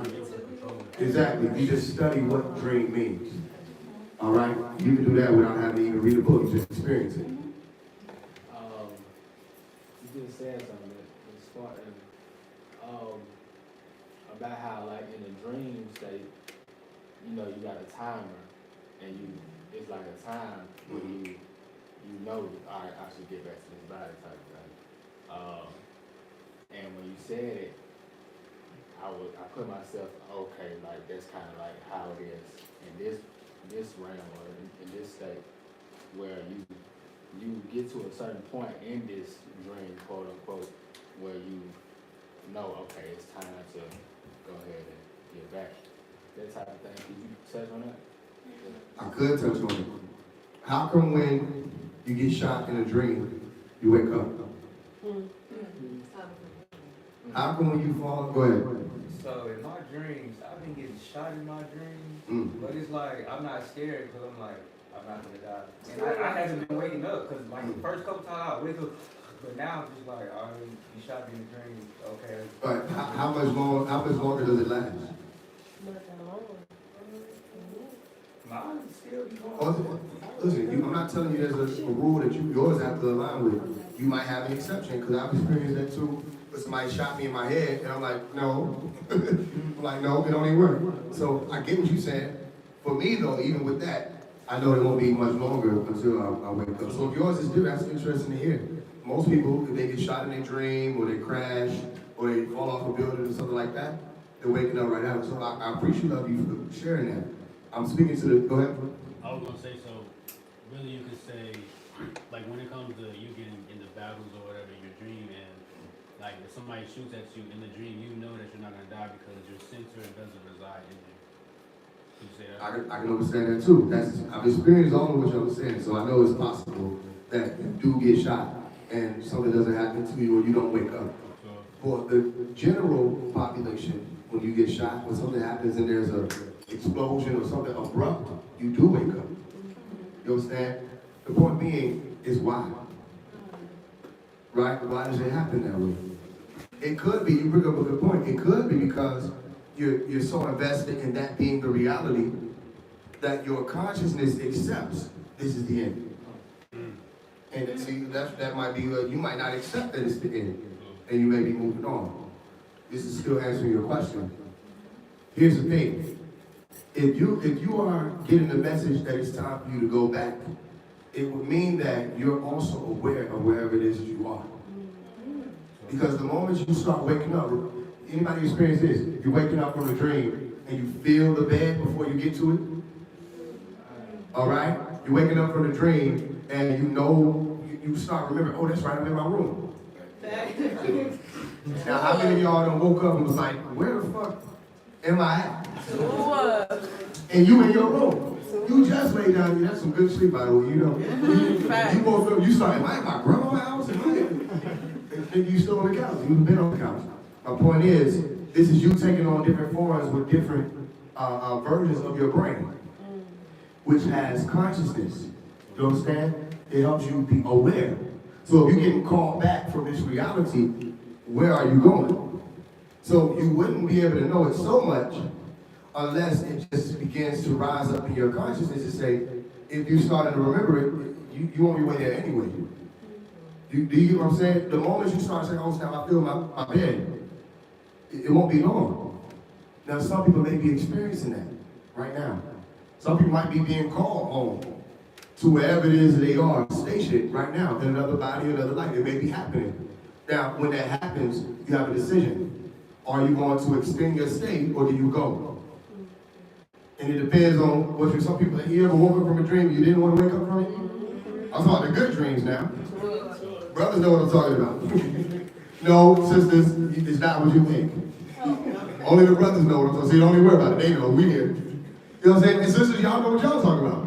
the good dreams that you have, and it's so pleasant, and it's not about all this other stuff. It's just the experience that you would like to have in life. You know what I mean? I'm talking about, it always cut off when you start realizing this is the life. They said, no, it ain't. And they say you right back to the life you have. You know what I'm talking about? When you kicking your feet up and you next to the pool and you got the mocktail and you sit there and say, I can live with this. And they say, no, you can't. They wake you up to bills and all this other stuff. My point is, we all have this experience here. We could all be streaming here, channeling here, okay, or positioned somewhere else. The moment you start having that awareness that your being is over there, you're gonna wake up anyway. So sometimes you can prolong your stay. Stay in the dream longer. Sometimes you can't. So if you gotta go back there, you're gonna go back. The dream ends. You understand? It always ends. It might end before you think. It might end before you were ready. It might end on cue. You might be like, anybody ever say, I don't like this, and woke up? Okay, so that might, everybody experience, it's a beautiful part about it. I got you. Everybody, okay, go ahead. Everybody's experience may be different. You get what I'm saying to you? To answer your question? Okay, go ahead. Alright, so I was gonna say, I've had dreams where I was going through the dream, and then it reset from the beginning, but I remember what happened the first time. And then there was another dream where I was talking to a lady, and we was really talking about dreams and stuff, and she was basically, like the summary of the whole dream, she was basically saying, when it comes to dreams, we just need more time. And I was just thinking about the first experience I was telling you about, and how that time when everything had reset from the beginning, like when I woke up from that, it felt like I was there for a long time. So I was just bringing that forward. Good, very. Can I unplug the heater? I didn't realize it was going. Right, so that's memory. That's one of the, people having problems remembering their dreams. Have you ever had those issues? People have come with it. I do my best to tell them whatever I can that can help them. I don't really know the formula to help people. Some people say words, I say drink more water, stay up longer. You know what I'm saying? So you can experience theta sometimes, because that can help you. You know what I'm saying? With merging the place where you can remember things versus the place where you can't. I don't really know what it is. However, that's what a lot of people are struggling with now. Being able to go back to the beginning and remember, why are you even here? Which means you have to actually go before your 0 point reference or your ground zero. How many people can do that? Like they clown Terrence Howard. He said he remembers before he got here. He remembers falling into the womb and all this stuff. They can't say he doesn't know what he's talking about because they're not him. You know, you want to know how you can shut a lot of these scientists down? Bring up the word relativity. And the conversation get real short. How you gonna tell me time is not speeding up when time is relative? You understand? In the same breath that I'm trying to debunk time speeding up, they'll tell you, see, because when you were younger, time seemed to be moving. How does time seem to move faster? How does time seem to, how come when we're sleeping or resting, time is moving quicker than what we would think, and then we get up and we realize hours have passed and they feel like minutes? How does that happen? So relativity is something to be taken into consideration when you're talking about these things. Everybody has different points of reference. Everybody has a different 0 time reference. Everybody has a different past life, as they call it, which really wouldn't be past life when you really think about it. Because I was in a past life. It's not a past life. It is saying I was just a different energetic configuration or energetic composition. If I was a tree, I'm still operating in this reality right now, which that's the central time science, meaning time is centered, okay, with your consciousness, because time is relative. You understand that? So if I was a tree, if I was a butterfly, if I was Martin Luther King, whoever I was, it's not a past life. You know what I'm saying? It wasn't a life in the past, it was a different form that I took on in the now. I hope that makes sense to you, because if people could think about that, you realize there's no such thing as an afterlife. There couldn't be, because what do you mean afterlife? Life already is. You understand that? So if I'm in the life right now, that is life. The afterlife just means that I take on another form in life. You understand that? That's when he starts speaking about the science of communicating with the dead or mediums and stuff like that. That means the dead are here too. Meaning wherever here is, which is there. Remember Dr. Malachi, he said, I was there, which is here. You understand? Can you go anywhere beyond the now? Yes. Even right now, if I tell you to go back to your favorite birthday, To say go back to it, you're remembering it from a brain using where? Right now. Okay, I hope it was safe. Go ahead. Alright, so with the now moment being continuous and like being the only thing that really remains. So let's say like my body is on the crab, and once You say your what? I say let's say my body is on the crab. Okay. And so once my reference of where I am right now transfers to being there, things so the now moment basically goes into your reference time point, because right now we are all in this moment, but there is another now moment where we're on the crab. So No, it's all the now moment. The moment you get on the game, who the people I beat? Yes, it is. I beat you. I beat you back there. I beat you. That's me. And I beat you. Not bad. He beat me later. You know what I'm saying? Check this out. The moment you log on to the game, it's still right there in the now.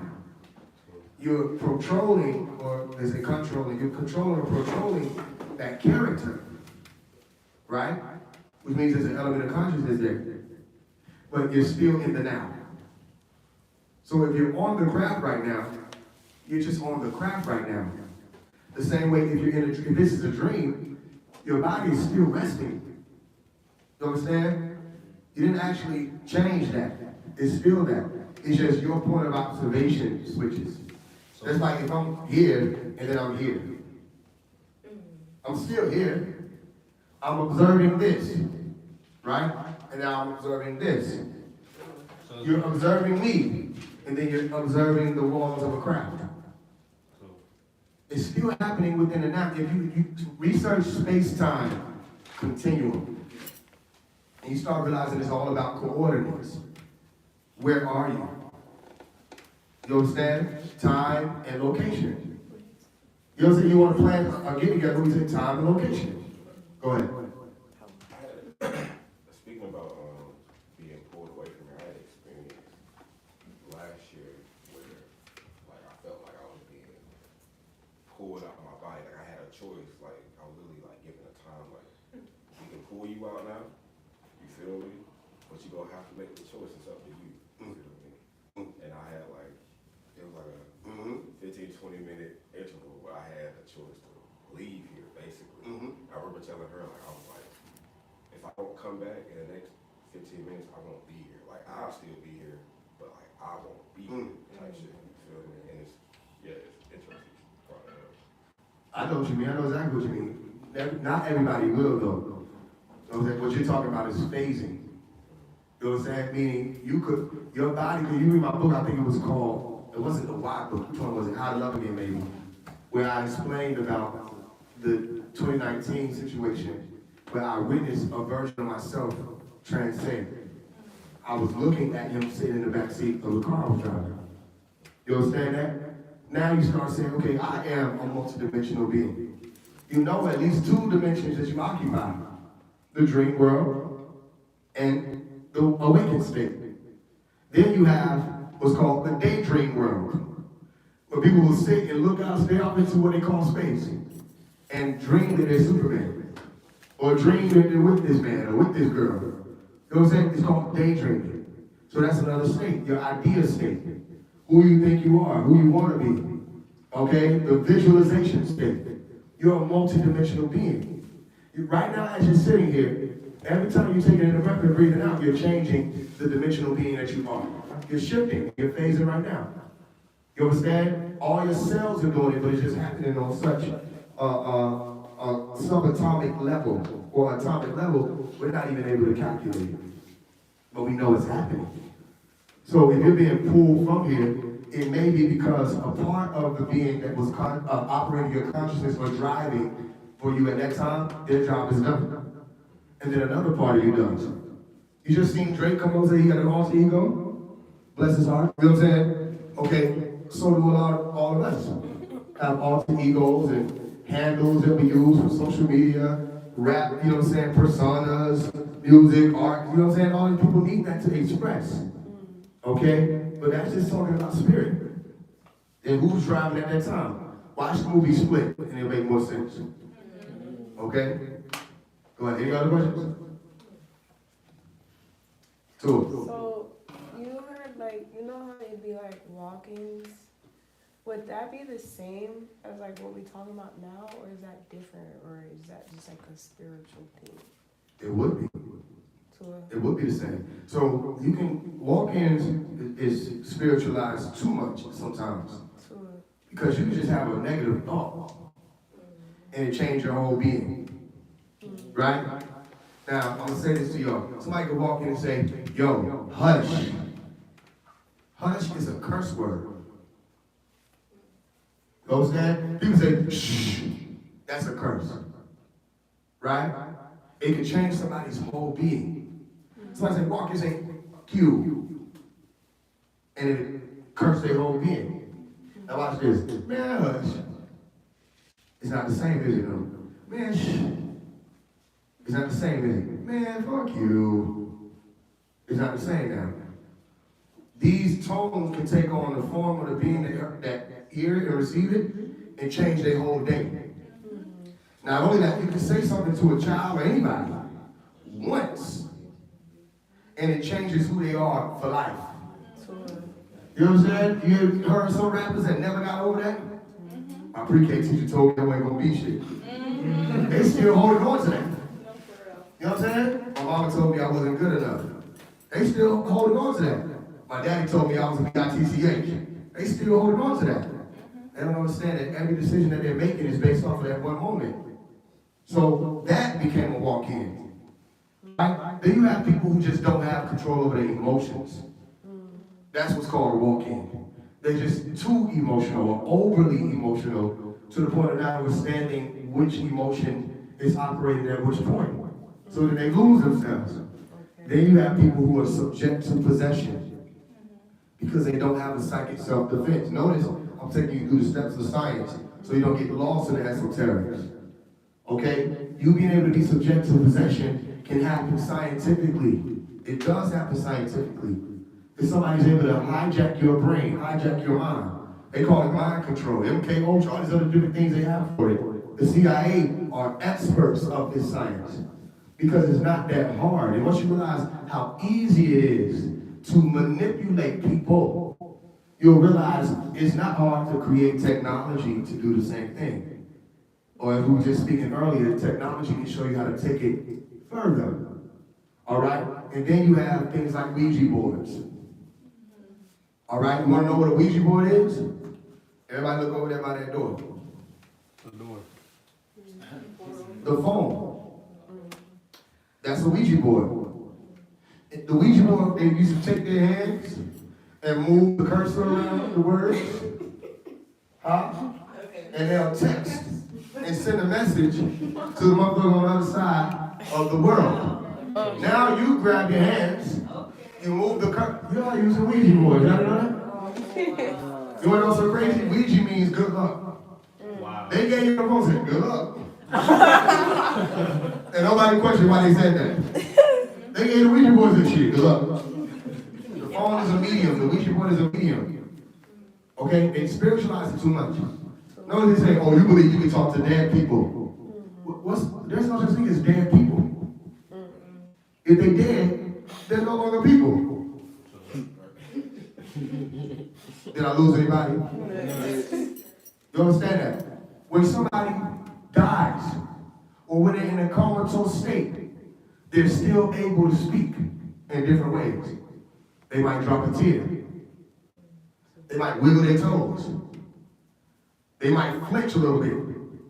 When people are talking to us, they say, he can hear me, he can hear me. The doctor said, well, that's just normal responses. No, they're trying to let you know, I hear you, and they're doing everything they can to send energy to at least one part of their body. You want to know how you can test this theory out? The next time, if you do experience sleep paralysis, wiggle your toes. And you'll realize which parts of the body are the easiest to move when you don't have full agency over your voluntary muscles. The toes, the fingers, the lips, the eyes. Notice you can blink like a motherfucker. But can't nobody see you. This is one time they say, blink twice if you need help. You blink like this. And nobody comes to help you. Anybody been helped from sleep paralysis? Don't nobody ever come. Damn. Same with comatose. They're just trying to communicate in some way.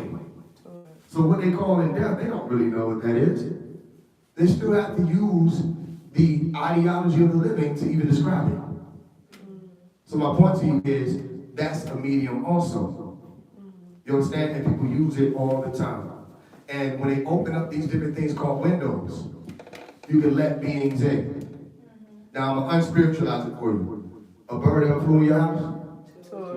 Now what does that mean when a bird flies in your house? The window was open. That too. What did the elders tell y'all? She said, She need to be up here. she said to close the door. They did that. Nobody had the elders to tell y'all somebody about to go?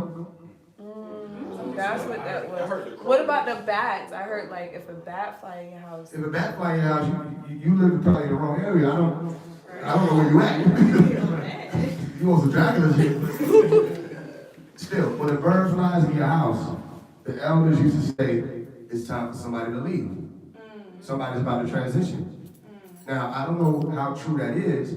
However, I've experienced it and seen that when a bird came in, not too long after that, my granny left. And it was a major concern saying, okay, here's this bird. What does it mean? Point being, when the window is up, the bird can come in. Not that the bird is a bad omen. Any being could come in. A fly. You know what I'm saying? A cat. A dog. A person. A spirit. Your window in this analogy would be the outsides of that psychic self-defense. Okay? And when that is down, or when those defenses are down or up, depending on the window, those beings can come in. And if you're not cognitive of that or aware of it, you won't even know they're there. What's the awareness mean? Let's say you never come down to the basement, but somebody been living in your basement for 2 years. And they don't count when you never come down. So you'll never know that the noise you hear at night, there's somebody using the heater down here. But you don't ever come downstairs. But all your guests don't like being around you. Because they say, well, I can't rest here, there's no peace. I said, why all my people keep leaving me? Why? And the moment you go down and get that person about your house, and you turn that heater off, you say, this is what they were running from. This is why I was possessed.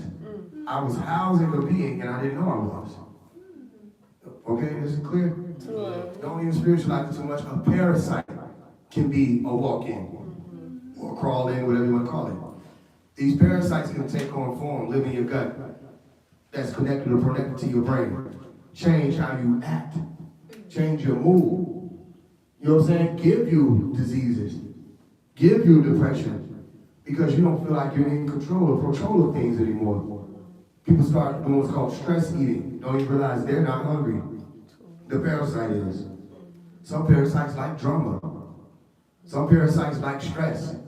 Because when you're in that state, you're releasing certain hormones, certain chemical releases these beings can feed off of. Notice I'm saying beings, but we're talking about physical things you can actually observe. Is this clear? So I had to explain all of that first to say walk-ins are very real. And they're not always negative. You understand? So leave a room for the Most High, as they say, or for angelic.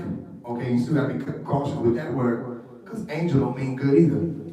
Leaving room for agreeable beings to move through you means to prime the environment that they want to be around.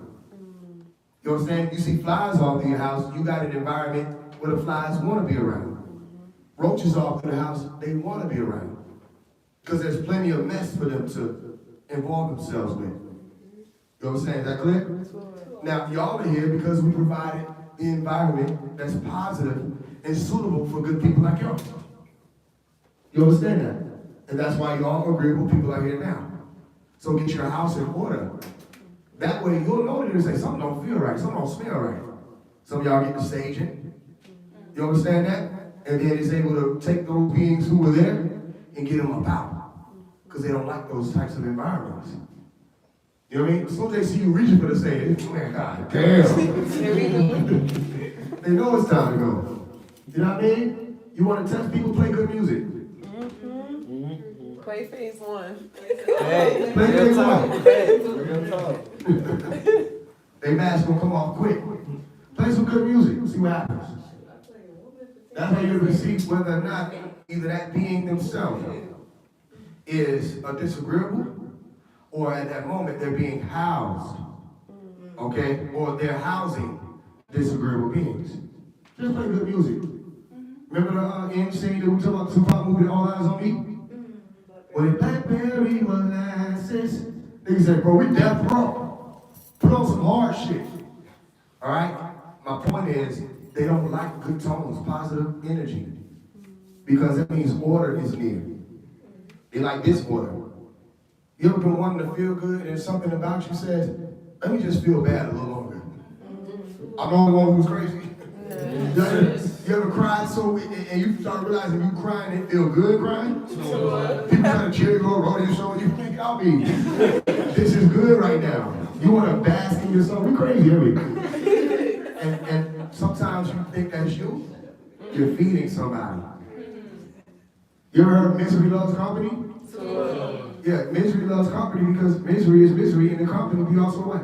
Miserable. So then people start trauma bonding and coming together because it's fun to do that. They get a kick out of that. You know what I'm saying? That's where a lot of these wars are. I hope I'm asking walk-ins are real. You guide your brain. You prime yourself, get your house in order. You practice more positive things, more enriching activities. And that way, not just ghosts and spirits, parasites that are harmful, all right? They don't have an environment to exist in anymore. Fasting helps with that, all kinds of things. Is that clear? Any other questions? When you were given the visualization of the window in your brain, one thing I was thinking about is like you help make more sense of this being your home. It can either be a home or it could be a drive-through, like fast food. Like you say, you can feed or something. You feel me? I like that. Yeah, I just think about that. Sure, the whole body is your home. The whole body. You start realizing that, especially with this nervous system we have, when somebody suffers from being paralyzed, they're no longer able to feel certain parts of their body. You know, that doesn't mean they don't have this feel. It just means they're no longer in tune with that part. But it's still a part of the house. The whole body is the house. You ever walk past somebody's house and you see the smoke coming out at the top? That's what they were doing. You might assume somebody's That's what they were cooking, doing. doing spell work, whatever, but there's smoke coming out. It was in the house. So then that means that there's somebody there or something there that's causing that smoke. But that smoke becomes a part of the auric field, okay, or the atmosphere of the house. They'll walk up to a house and this house looks good, not just because of the appearance, but also because of the feeling that is given off, the radiance that is given off. But don't mean it's always light, right? Y'all remember being as children, we would ride past the Christmas houses with the lights and we used to get excited about it. Ooh, you know what I'm saying? That was the radiance that it gave off.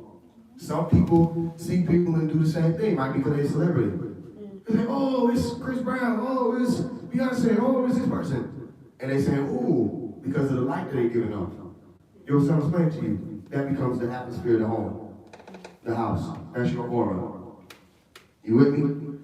But all of this is happening, and all of this is happening because of what's going on in the brain. You with me? And the more you learn about that, who can fool you? Reading minds is not sci-fi. You'll know that if somebody does this, something happened here. You're doing this, something's happening up here. All right? You climbed up on the pool table, something happened up here. Somebody's crying here. Somebody mad at the world here. Somebody's a serial killer here. It's all up here. And then the rest of the different organs sync up with this. Does that make sense? Go ahead. So,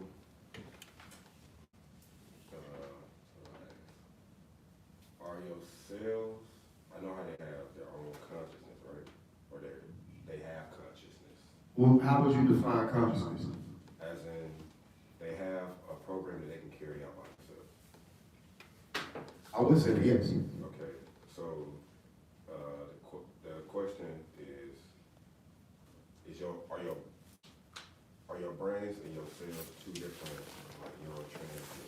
Or are they connected? They're all connected. Right? Still, your cells still are automatons. They still operate out of cells. But they're all connected.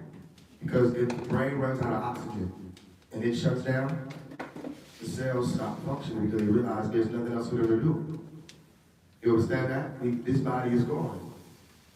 They start to decompose. They stop reproducing. They break down. Answer the question? Okay. So we can't I don't think we're possible broken down, but we can't necessarily multitask. Like your brain can only focus on one thing at a time. So how do like the cells still like they're able to It's involuntary. okay. I'll think about that. But even then, if it's involuntary, like it's not involuntary. Cause who's doing it, right? Who's doing it? Right, that's where you get some nerve force energy. I never heard of that. Nerve force right now. Right? And again, they're saying the right word, involuntary, and you're asking the right question. Well, then what's causing, this is what everybody's trying to figure out. What's the quantum science of neuroscience? Quantum neuroscience. Quantum biology. You study biology, right? So then quantum biology will be next. Right? Which means you're going to a higher degree, but it's really still a lower degree. Because you have to go to the root of what's causing all of this. That's what they're trying to figure out. They observe the birds flying around and migrating, but they're like, what's causing it? So they go into quantum biology and quantum mechanics to try to help them figure that out. Same thing with smelling. People thought smell means you're just taking in a scent. It's particles that have like puzzle pieces to them, to their formations. And the formations go in and lodge themselves into the brain. And for that instance of lodging, the brain is able to read it and says, this is the flower. You know what I was saying to you? Meaning when you're smelling something, you're literally taking in the particles. It is affecting the brain. All right? I'm saying all this to say, I don't know. I don't know what's causing these. It doesn't mean that the science is not available. I just don't know what's causing the cells to be able to do this without you consciously saying, do this thing. Doesn't mean that other beings might not know, other people might not know. You know what I'm saying? Or they may know. Anything else? Does anybody in the audience, in the web, have any questions? Or out there in the internet have any questions? I forgot what's alive. Your Umi is here. She said, let me read you what she said.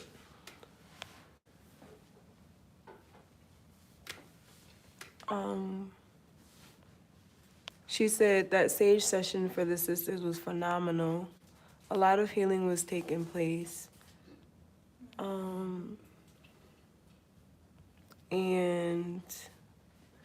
she found that the sisters are carrying a lot that they don't talk about. They just keep everything and push through. Some have no one to help them to explain. But I haven't seen no questions yet. Oh, any questions in here? Sure. Go ahead. So, I was going to ask a question about hair and fur, because when we talk about how some scientists will say how humanity came from monkeys, but there's a differentiation between hair and fur. So I just wanted you to build on that, because you have melanin dominant people who have non-ether or curlier hair, and you have those like Caucasoids or Caucasians, and they have straight hair. So could you just build on that? I could. I'm gonna let you know I'm not going to. Oh, wow. It's for a good reason. And you might hear Dr. Melakazi teaching on it, and he was like, I don't want to go into that. So, I hear you. Because then they start labeling you with this and that and the third. So, You know what I'm saying? What I'll tell you is scientists don't say that. If you can hear what I'm saying. Scientists say it's all hair. They don't say there's a difference between the follicle yield of the melanin dominant person's hair and the followers will yield the melanin recessive person's hair. They don't say there's a difference. They don't look at the similarity between the follicles of the dog and the Caucasoid. That's not scientifically expressed. And if you did express that, they call you crazy or racist. So if you're wise, you don't express that as you've gotten older and see what they try to do when you start taking that route. And we only have a limited amount of time anyway to do what we're here to do. So we will waste time being thrown into that category because we'll have to fight all the ones who they gonna come. Because the last thing they want is a reversal of the inferiority complex that was adopted by the melanin dominant people for generations. They don't want that to be reversed and turned into a superiority complex because when you start reaching that level, they'll call you a black extremist. You understand that? Hope you understand. They're watching and listening for rhetoric points. You know what I'm saying? And they can say, okay, here's the rhetoric, we got them. Black men is God, white men, we got them. You know what I'm saying? What's so good about that is we won't have to waste time with that anyway. Study science and you'll be able to take these sciences further. You know, though, when you're looking at certain things, what you're seeing, right? If it's a dog, it's a dog, right? If it's a cat, it's a cat, right? Up is up, right? Is it down? Turn around. You got a crown? Okay. Okay. I hope I answered. I did answer you, but you heard me. You just have to answer it a certain way. I could go into all of that. You know what I'm saying? I'll just tell you this. That ain't the path I'm even going to take with where we're going. We need all of them to get on board, and we won't need all of them to feel like, he called me a dog, you know? You know what I'm saying? We might say, like, people, I'm not saying we, I'm saying people, there have been occurrences in the past where people smell and say, what the fuck is this? And they will sweat. They said, this shit smell like dog. You know what I'm saying? Only certain people know what that is. Because they're like, what do you mean? We smell normal. Yeah, you smell normal. You also say they smell like bologna. Why you said that? You see, my point is this. A lot of occurrences where people have said certain things in the past about people. Where we are right now, we have to be able to laugh at all of the different things that different races are saying about each other. If you can't hear a racist joke and laugh, can you back up a little bit from the screen? All I see is Afro. Oh, it's not. Yeah, that's you see. I mean, I know all I see is Afro. That's all they see. Oh, Okay. my fault.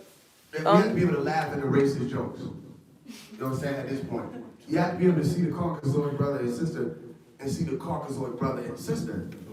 All of that was for what it was for. We were fighting the inferiority complex. We could say whatever the fuck we wanted to say. We could say ain't no such thing as we up under or beneath you.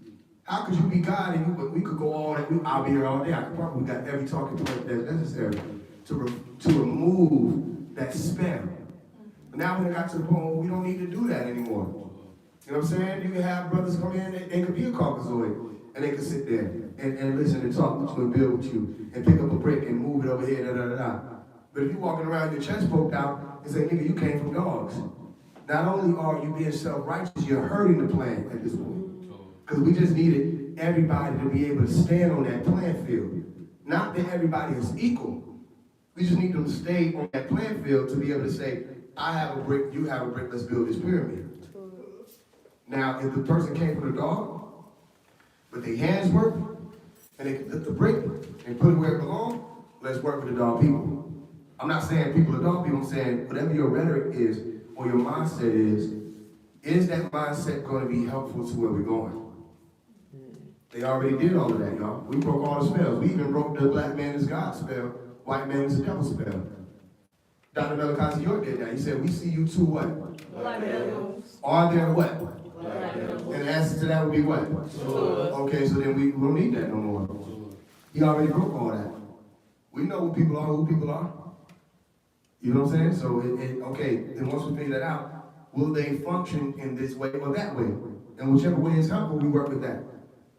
You know what I mean? If they make jokes about your grape juice, laugh. It's funny.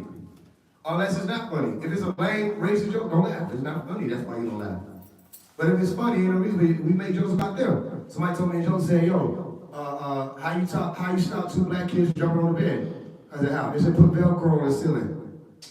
Some people might not think that's funny. I I laughed. That's funny. Yeah, you put Velcro on the ceiling. Okay, that was funny. Okay, we got a lot of, and what's so crazy though, you realize this, because me and the brother King Los did this like 2-3 years ago. They did this room, and it was like, come in and roast each other, right? But leave your feelings outside. So King Los, you know, he wanted them. He wanted the conscious brothers. So he, after a while, he stopped roasting. He just started coming out with shit, just saying shit. He started bringing up the Caucasus Mountains, if you get what I'm saying. He started bringing up the Fluoroids and the habits of the people. He started bringing up Abraham and how they had to civilize them. He started bringing up that. They kicked him out.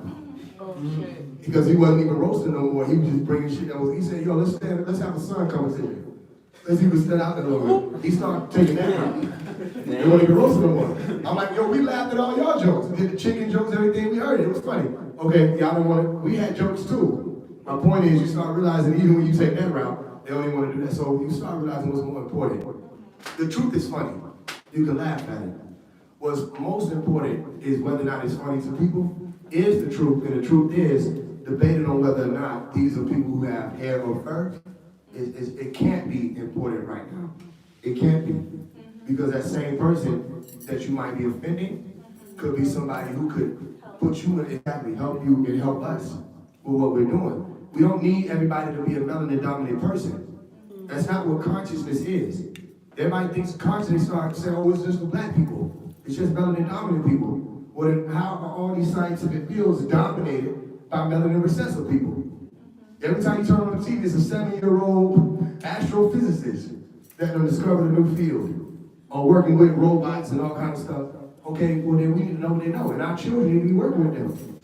You understand? We can't be seeding hatred into the children or talking points that could have some scientific validity to them, but you know they're expressed in hatred or isolation and, you know what I'm saying? What do you call it? Discrimination. That's not what we're doing. I'm not saying that's your intention. I'm just letting you know that the answer to that, the reason why I answered it that way is because I'm a teacher and I have to be responsible for what I teach. And now when I was 16 years old, that was different. And I was just getting out, so I figured out you find a video of a 16-year-old Mason and you'll hear me explaining about that. And that was because I was teaching people what we were being taught and learning about it at that time. And a lot of people had those questions. They want to know what we were learning in our meters in high school. Okay, we're in a different day and time now. Got more people here, and you grow up, you start realizing, I can't be, you know what I mean? I'm not a racist. You know what I'm saying? Other people might be. I'm not prejudiced. Other people might be. Okay? Prejudice isn't just about yourself. It's about understanding what you say, okay, and how it affects people. Do you want to turn people away, or do you want to bring them home? All right, you say, but what if we just teaching the truth? Okay, what truth is necessary? You know what I'm saying to you? So we say all truth is necessary. How much time do you have? Once you tell me how much time do you have, if you do have it, do you have a lot? You know what I mean? Even if you understand the broad spectrum of what you think time is, you realize you don't really have as much as you think.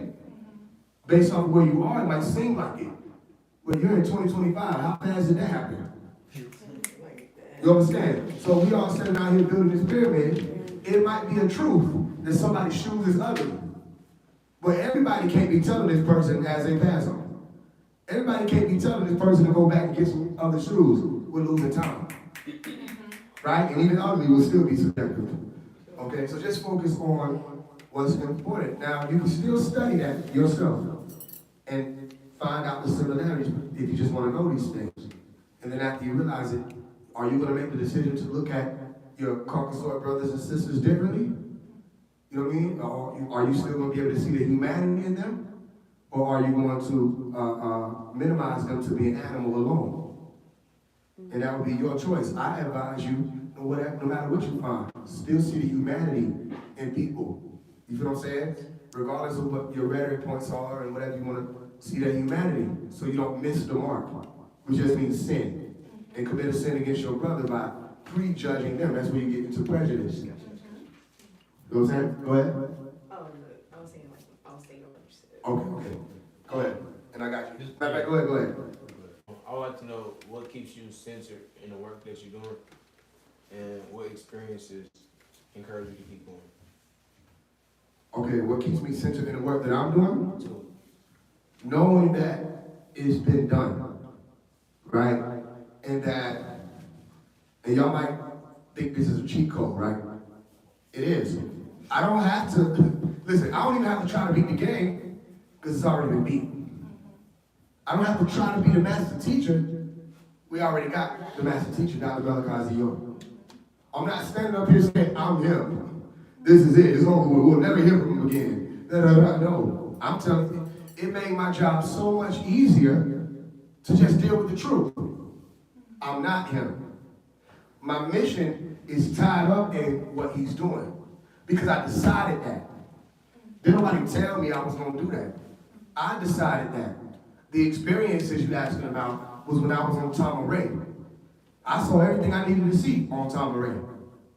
I heard everything I needed to hear on Tom Ray. You're not going to tell me anything other than the fact that my parents would let us run as little bitty toddlers, little children, without saying, y'all hold hands, stay together. When my feet would touch the soil of Tom Ray, they would keep going. And we could run whenever we wanted to run. Because everybody was our parents. Everybody looked out for us. I had those experiences looking up at statues. They look brown skinned, some of them. They look like me. I see pyramids. I'm seeing the fish. I was there. I'm on the beach and everything. Okay, that's the experiences. I carried that with me, and I saw them destroy that. Right? And in my mind, I said, who would want to destroy something this peaceful? This is peaceful. Why do you want to destroy it? And I made a decision. I'm going to fight. Now, that's called definiteness of purpose. And when you're raised in that type of environment, you know what purpose is. And I never let go of that.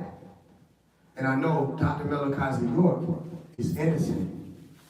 And he needs to come home. I was just talking to Ozzy the other day. I said, I can't wait till he come home so people can stop saying, I want this shit. Even doing this, I love y'all. I'm motherfucking tired.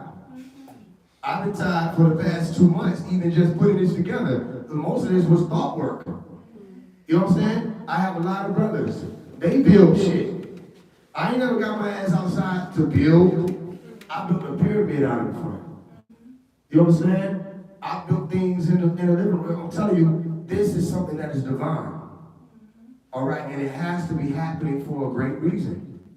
So he got to come. I want Dr. Malachi York to come home. A lot of people are acting like they want him to, but in all actuality, they don't. And the reason why a lot of people hated Dr. Malachi York and still hate him, he held everybody accountable. Oh, you're a great man. Prove it. Oh, you're a leader. Prove it. Oh, you're a scholar. Prove it. Oh, you're one of the ones. Prove it. Oh, God real. Prove it. Extra, prove it. Everything, prove it. And they hated to hear that because all of the illusions was built up on not having to prove anything. Just sound good. Just look good. Make people feel good. Have a feel-good response. You with me? So once you've done enough work, which I did this as a young person, so all y'all experiencing is just somebody who's done all the shadow work everybody talk about. I was doing it at 5. Right? Shadow work is just saying, look into yourself. Observe yourself. Why am I here?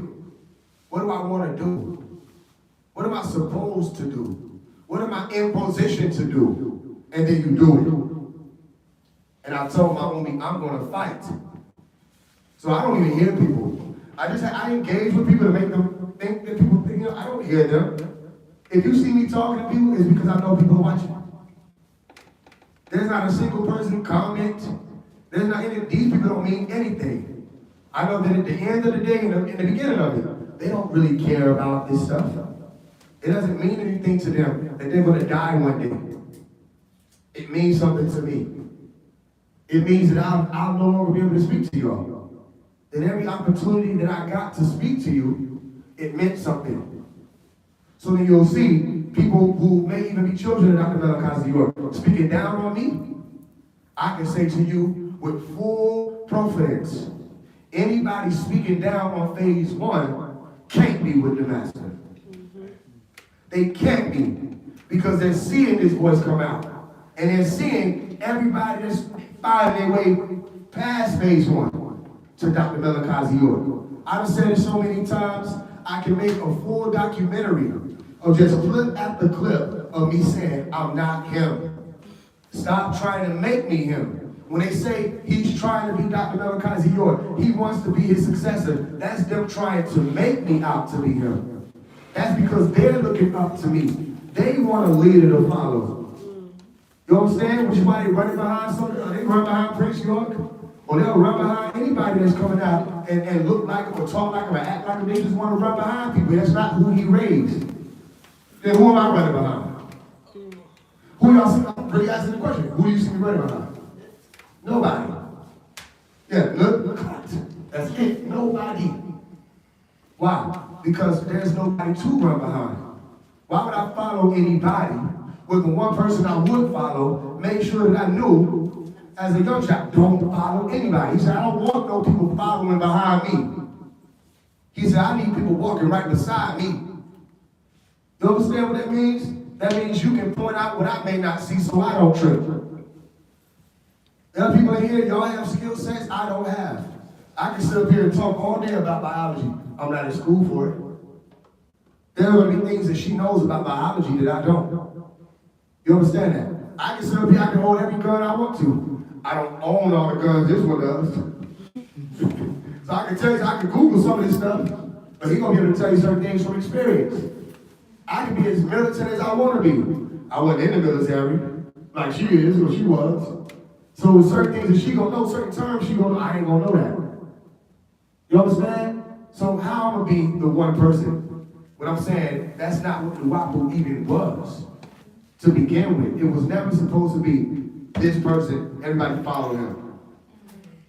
He never said it was that. It's just that everybody was looking for that. So sometimes we have to be what you think we need to be for us to be able to show you who and what you are. You understand? I didn't bump my head, family. I might be the only one who didn't. And what's really fucking them up is I keep doing this. They don't understand the reason why I'm doing this. I didn't bump my head. When I'm told to do something, I do it. And the blessing comes immediately. Yo, make sure that them folks know. Don't be afraid to pop that right knowledge. I make the video immediately. Say, hey, don't be afraid to pop the right knowledge. That video over 2 million views. All over. Damn near 50,000 followers that y'all follow on Instagram came from that one video. You're seeing the growth every day. We just said 300,000. Now it's at 313,000. 13 more thousand. And more people are coming. You understand that? And again, we've seen people get a little following and switch up.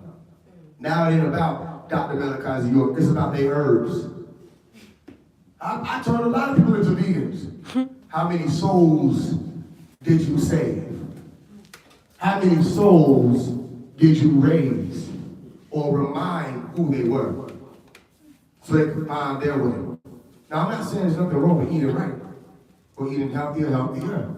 That's a part of it. But you start realizing they're speaking less and less about Dr. Melchizedek York. Or like I said, if they do say it, they'll say Bobby and her. And it's so quick, people don't even know what you're saying. And then if they try to research that, they'll never find out. Bobby Yanun was never in prison. How can you put Yanun in prison? If you know who and what Yanun is. But they say, we need to free Yanun. That's an oxymoron. No, you need to free the man that he said y'all forgot about. That's Dr. Melchizedek York. He said different beings come through and speak to me at different times. Y'all still want to make him Yanun. Y'all want to make him Melchizedek. Y'all want to make him Al-Qadir. You understand? Y'all want to make him all of the different voices that was speaking. That's like saying, y'all got phones, right? Probably not right here, I'm saying. Y'all got phones. Different people call and talk through your phone, right? You can put them on speaker, correct? He put God on Threeway.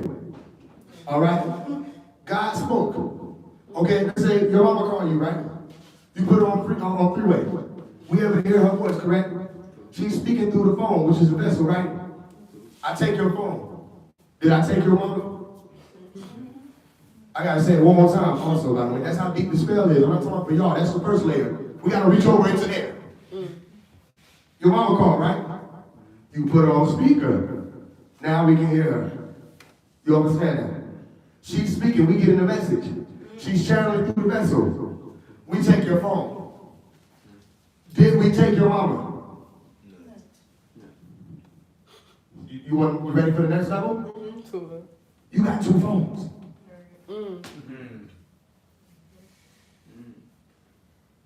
You got 2 phones.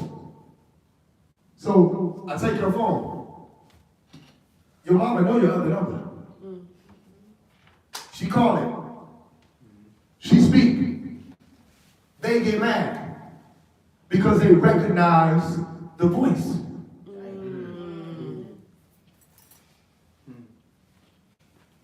They take that phone. It can happen. You got 3 phones. Matter of fact, let me just go ahead and spoil it for you. You own a phone factory. They try to rob the factory. They rob it. It can happen. You own factories. Another one. They don't even have time enough to stop new opera. Do you hear me? They don't even have time enough. That's why they're asking for more time. Every time you turn around, say Bill Gates said, we need another Windows computer. Give us more time. 2019, C19 was all about time. The word Quran means time. Al-Quran, I swear by the time. They knew they were running out of it. So then they recognized the voice, they always did. But then they thought they could take your phone. So then certain people say, damn it, the phone locked up. How is the voice still out here? Wow. Oh, you gotta understand, they use mystery emails to buy my books. They don't understand, I don't know how the hell I wrote them books.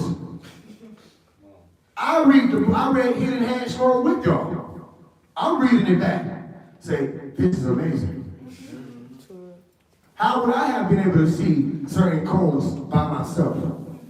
How would I have been able to know certain things by myself? So they get the ego trip and say, I'm this. I'm a prophet. I'm divine insight. I'm the elder. My name is Murray. My voice get worse. I need honey. You know what I'm saying? I can lose a fight. I've been strapped my neck before. That wasn't very divine of me. That wasn't superhuman. You know what I mean? There's probably a video right there floating around. It happened when I was like 13 years old. Somebody recorded. You know, I know I got my ass whooped because after I got up, I wanted to snatch the person's phone and run. I wanted to delete evidence. It got away. So it's out there somewhere. Okay, I was in DeKalb County in the Ham. If y'all know that side, you had no business out there fucking around. My point is, I didn't ego trip. You understand that? Now, if I'm trying to be Dr. Malachi York, how could I have said all these things to you? That is him. And sometimes when I'm reading through my work, I say this is the only thing that makes sense when I'm reading it, past what these other people are talking. You understand that? And people say, yo, you need to send your book to Pops. Send this to him. I say, how can he get it? I send this other person's book. So I send it in and say, ask him to read Hidden Hand Scroll. You understand? Just to see what they gonna do. That means they gotta read Hidden Hand Scroll. They don't like Hidden Hand Scroll. Because you're exposing the hidden hand. And a lot of people want to think, and I hear them, that the hidden hand is the Caucasoid. Some Caucasian standing there behind the curtain. You start realizing the hidden hand could actually be you. You sitting right there with the hand hidden. And you don't even know it. And you're functioning for that hidden hand because you've been following the goats. You've been following after the left hand. Then after I wrote the hidden hand book, what did he say? Write the left hand book. I said, I thought that's what that was. Then it gets deeper and deeper and deeper. My point is, I didn't ego trip. I said it's still about him. They care about the doctrine. They care about the bookstores. They care about the garb. They care about looking like Sabians. They care about looking like Nubians. They care about who's going to inherit this, who's going to inherit that. I've heard them speak. They care about economics. Every time you walk into the Help Read Out New York chat, somebody talking about economics. Am I lying? Nuts. And y'all were there too. They didn't even know y'all were there. Every time you go up through somebody says, we're going to build in Africa. I got a home over here. He's still in there. You know what I'm saying? They couldn't have been fooled any more than they are. So all of my experiences add up. What keeps me centered is understanding I'm not the master. People don't ask me, where were you sent from? I don't know. People don't ask me, who are you really? I don't know. Notice, my name is still Phase 1. Somebody give me a nickname other than Phase 1. Okay. No, I mean, really try now. Phase 1. Don't get, you can't think Omari because that's not a nickname, that's my biological name. Give me a nickname other than Phase 1. I'll wait. Did I call myself Divine Insight? No. Did I call myself Tahuti? No. Did I call myself one of the elders? No. Am I Tammuz? No. Am I Sananda? No. Am I Jesus? No. Did I call myself that?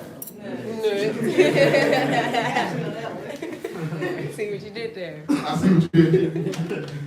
Did I call myself Sananda? Yes. Did I call myself Tammuz? Did I call myself Christopher Columbus? Martin Luther King? Malcolm X? Tupac? No. I didn't call myself any of these people, any of these beings. Do you understand that? Did I call myself any of the Bible characters? Al Quran characters? Sumerian characters? Egyptian characters? Am I Ta? Did I call myself Ta? My point is this. Every one of these other people, from Ron Hayes to Rashad Jamal, they want to be one of the biblical characters, or the ancient Egyptian characters, or the Sumerian characters. I don't even think they know. People like Rashad, I don't think they understand that even the 24 elders is found in Hinduism. You understand? They want to be characters. I'm who I am right now in the story. You understand that? So again, what's my nickname other than Phase 1? Other than Omari. Now, am I qualified? Am I qualified for any of the elder seats? Am I qualified to play the Jesus role? Am I qualified to play the Melchizedek role? Am I qualified to play any of the cosmic scientist roles? Do I play it? No. I didn't bump my head. Come on. The ones who are not qualified are doing it because they don't know. You don't just claim it. You got to be told. Not only told, you have to be shown. When we took our brother, Adafa, right? Our fellow servant, Adafa, through the astrals, we showed him. He was like, who is this guy? 76 trillion years old. The guy was like, nigga, I'm you. So he can come back and say, yo, I had that experience. They showed me this. They said they made the nigga sneeze so hard, he left his body. I think that's why they tell people bless you. Imagine sneezing that hard. I said, what the hell you was at, Bill? Shit, nigga, I bet myself 76 trillion years ago. Shit, bless you then. Bless you, that's all. What can you say after that? Nigga, Adapa sneezed so hard, his soul said this. You understand what I'm saying to you? And they said, come on, soul. And showed him the different realms. Showed him the different abodes, according to the stories. You understand that? Then maybe Adafa had something to say if he can sneeze to death and not die and come back. He can say something about who he is and what he saw. If Dr. Malachi York incarnated El Qadir, he did that. You understand? If he ran into Melchizedek, he did that. If he realized he was talking to a reflection of himself, that's his journey. Why everybody want to be him? Only difference is when they used to question Dr. Malachi York, he could answer him. If he was just saying something, it would be interesting because he was actually matching up with the story. You ask these people what they're saying, somebody said, you can trap the devil with 6 points of truth. I said, can you name one? You got truth, start with that. Right. But it's 6 points of them. We're on the same page so far. What are the 6 points? How do you trap the devil with a 6 point star? They want to say every year. I'm like, why are you telling me your breath high? You ain't told me the answer yet. They want to say everything other than I copied Dr. Malachi's York. And I didn't know you knew that much about it. So now you're calling me on it. You literally can point to a teacher that says, let's trap the devil. And on the front of it, you see a 6 point what? Star. Okay. Notice, even in that whole talk, I didn't say, you're not Melchizedek. Because do I know? Yes. Which is why we test every spirit. Because you could be Melchizedek coming through, right? All right, I don't recognize the skin you're in. I don't recognize that body. So I'm going to test. And I'm going to use certain code words and passwords and say, okay, what's 3 times 3? Right? And if you say anything other than me, I know you ain't one of us. You understand that? I'm saying this is an example. Now, watch this. What's 3 times 3? 9. He ain't one of us. What's 3 times 3? Me. She ain't one of us. You said, what you mean? I would never utter the sacred out loud. So you thought you had the sacred, right? Don't, it's just all of this analogy. And you was trying to, he thought you had the reverse psychology. Both of them wrong, but you're still right to be able to express it how you express it. Same thing we did with masonry. Right? So then, watch this one more time. What's 3 times 3? Exactly. He one of us. You understand that? But they get doing this. What's 3 times 3? Well, first you gotta deal with the truth. It rhymes with Babe Ruth because you playing basketball. That just was all you was doing when you was looking through the catalog, not the dog. You said, what the hell? And they said, you hating on him. Okay. Okay. Does that answer your question? It's a good question you asked. Don't ever bump your head. You gonna get this right knowledge can make you bump your head if you don't use it the right way. That's why Paul said people were taking the doctrine and abusing it. You understand? Taking the information and abusing it. Don't do that, you're gonna feel how I feel. I feel that no matter what happens, it will all be all right. You understand? Because if it ain't all right, it ain't what? It ain't right at what? All. Answer your question? Anybody else? What are the 6 points for that? I don't know what the hell he was talking about. This is the point. I can give you 6, I can say that 6 times. Those will be the 6 points. I don't know what 6 points he was talking about. I just know that the 6 point star he was referring to comes from Dr. Malachi's York Trap the Devil teaching. And he couldn't even tell me what Pop said about it. There's a, I forgot what scroll is in, but the 6 point star they have words in. You know what I'm referring to? It's like blue. They actually have like words. It's like truth is like the first thing. It was like 6 points start with circles at the points. I'm trying to figure out. No, see, again, you might be able to bring something forth. I don't know what I'm talking about.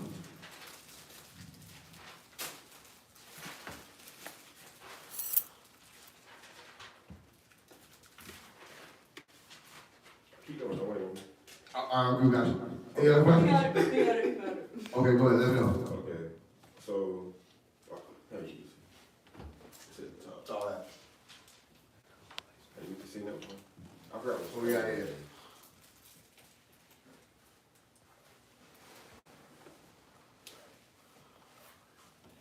No, I haven't seen this. I forgot what scroll it was in. I think it was in when I was, like, learning the Arabic language. It was in one of This is Hebrew. Hebrew? Mm-hmm. Gotcha. The yod, all of that? Hebrew. But I haven't seen that. Any other questions?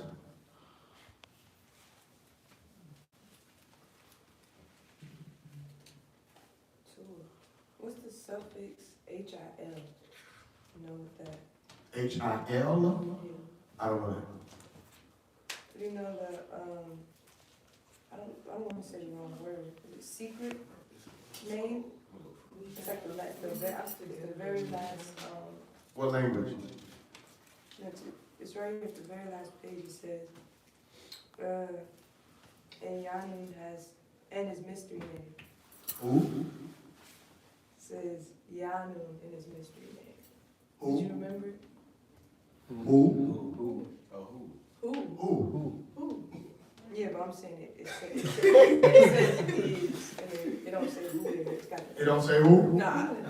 It's a mystery then. Oh, I don't know who. no, I won't go say. You talking about? I won't go say. I'm just Okay. get into it. I just wanted to know if the hill was. I don't know. Oh. It's something you walk up. Jack and Jill, I don't know. Two of them. I don't know. Oh, That's a good question. I just don't know. But it might be in there though. maybe. What word was it attached to? When you say the suffix hill? Sabat. S-A-B-A-T. Sabat hill? That's in the Holy Tablets. I'm true. I don't know. We don't know. Sabathil. Sabat hill? Sabathil. Is it hyphenated? Oh. No. S-A-B-A-T-H-I-L. It's literally Sabathil. Sabat hill?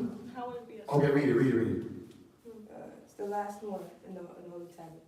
It says, "This is the birth of Murdoch, also known as Mikael and Yanun, and his mystery name is Sabathil. He is the ruler of Malakut, the grandson of Anu. This is how it was recorded, and this is how it will be." I don't know. Where's the box? I don't know. I know you can find that name in different forms. Sabat. It means to rest. It's at a resting point. Or to cease and desist. Well, I don't know. I mean, people honor the Sabbath. It's a good point to bring up. I don't know. Oh. To a Question, if you do know that. To a point. So, when people to the church, I noticed there are like different positions that certain people have in that. Right. You know why? I don't know. Okay, I know. Go ahead. And some of the scrolls, and when you see the picture of the master teacher, right? He has a shadow either going to the right or to the left. Have you noticed that? Yes. You know why? No. It could have been a lighting. I think you know, because it's like He could have. I don't know. Okay. Sometimes it's like Kendrick Lamar's lyrics. Sometimes people used to do that to Pops, and you're like, I just did that. I don't. Some of y'all do that to me sometimes. You're like, well, what was the meaning? When you said 64 Disney years. That was just the name of the channel. I could lie to you, but it's just the name of the damn channel. 64. You know what I'm saying? I could say because they were originally 64 elders, and they used to, 64 was the name of the channel. But that don't mean, it could be deep, I don't know. I just don't know. Because I noticed like with when using the pharaoh in your title with that, it's always to the right. If you have all masonry or anything else, it's to the left. Good observation. I haven't noticed that. I don't know. This will pay attention. Yeah, you gonna have better questions. I don't know. Pops will be able to answer most of your questions. Exactly, I told you that. You know what I'm saying? That's why you have to look forward to him coming home. I don't have I can make up stuff. I'm well learned. I can make it up, but I don't know. I don't know. Any other questions? I'm here. We take them. It's a lot. Okay, I got a question. Okay, go ahead. Why do you have that robe on now? Why I have this on? I don't know. I didn't even remember I had it in the closet until before I said, y'all want to go do the thing? Do class? And that's what it was in.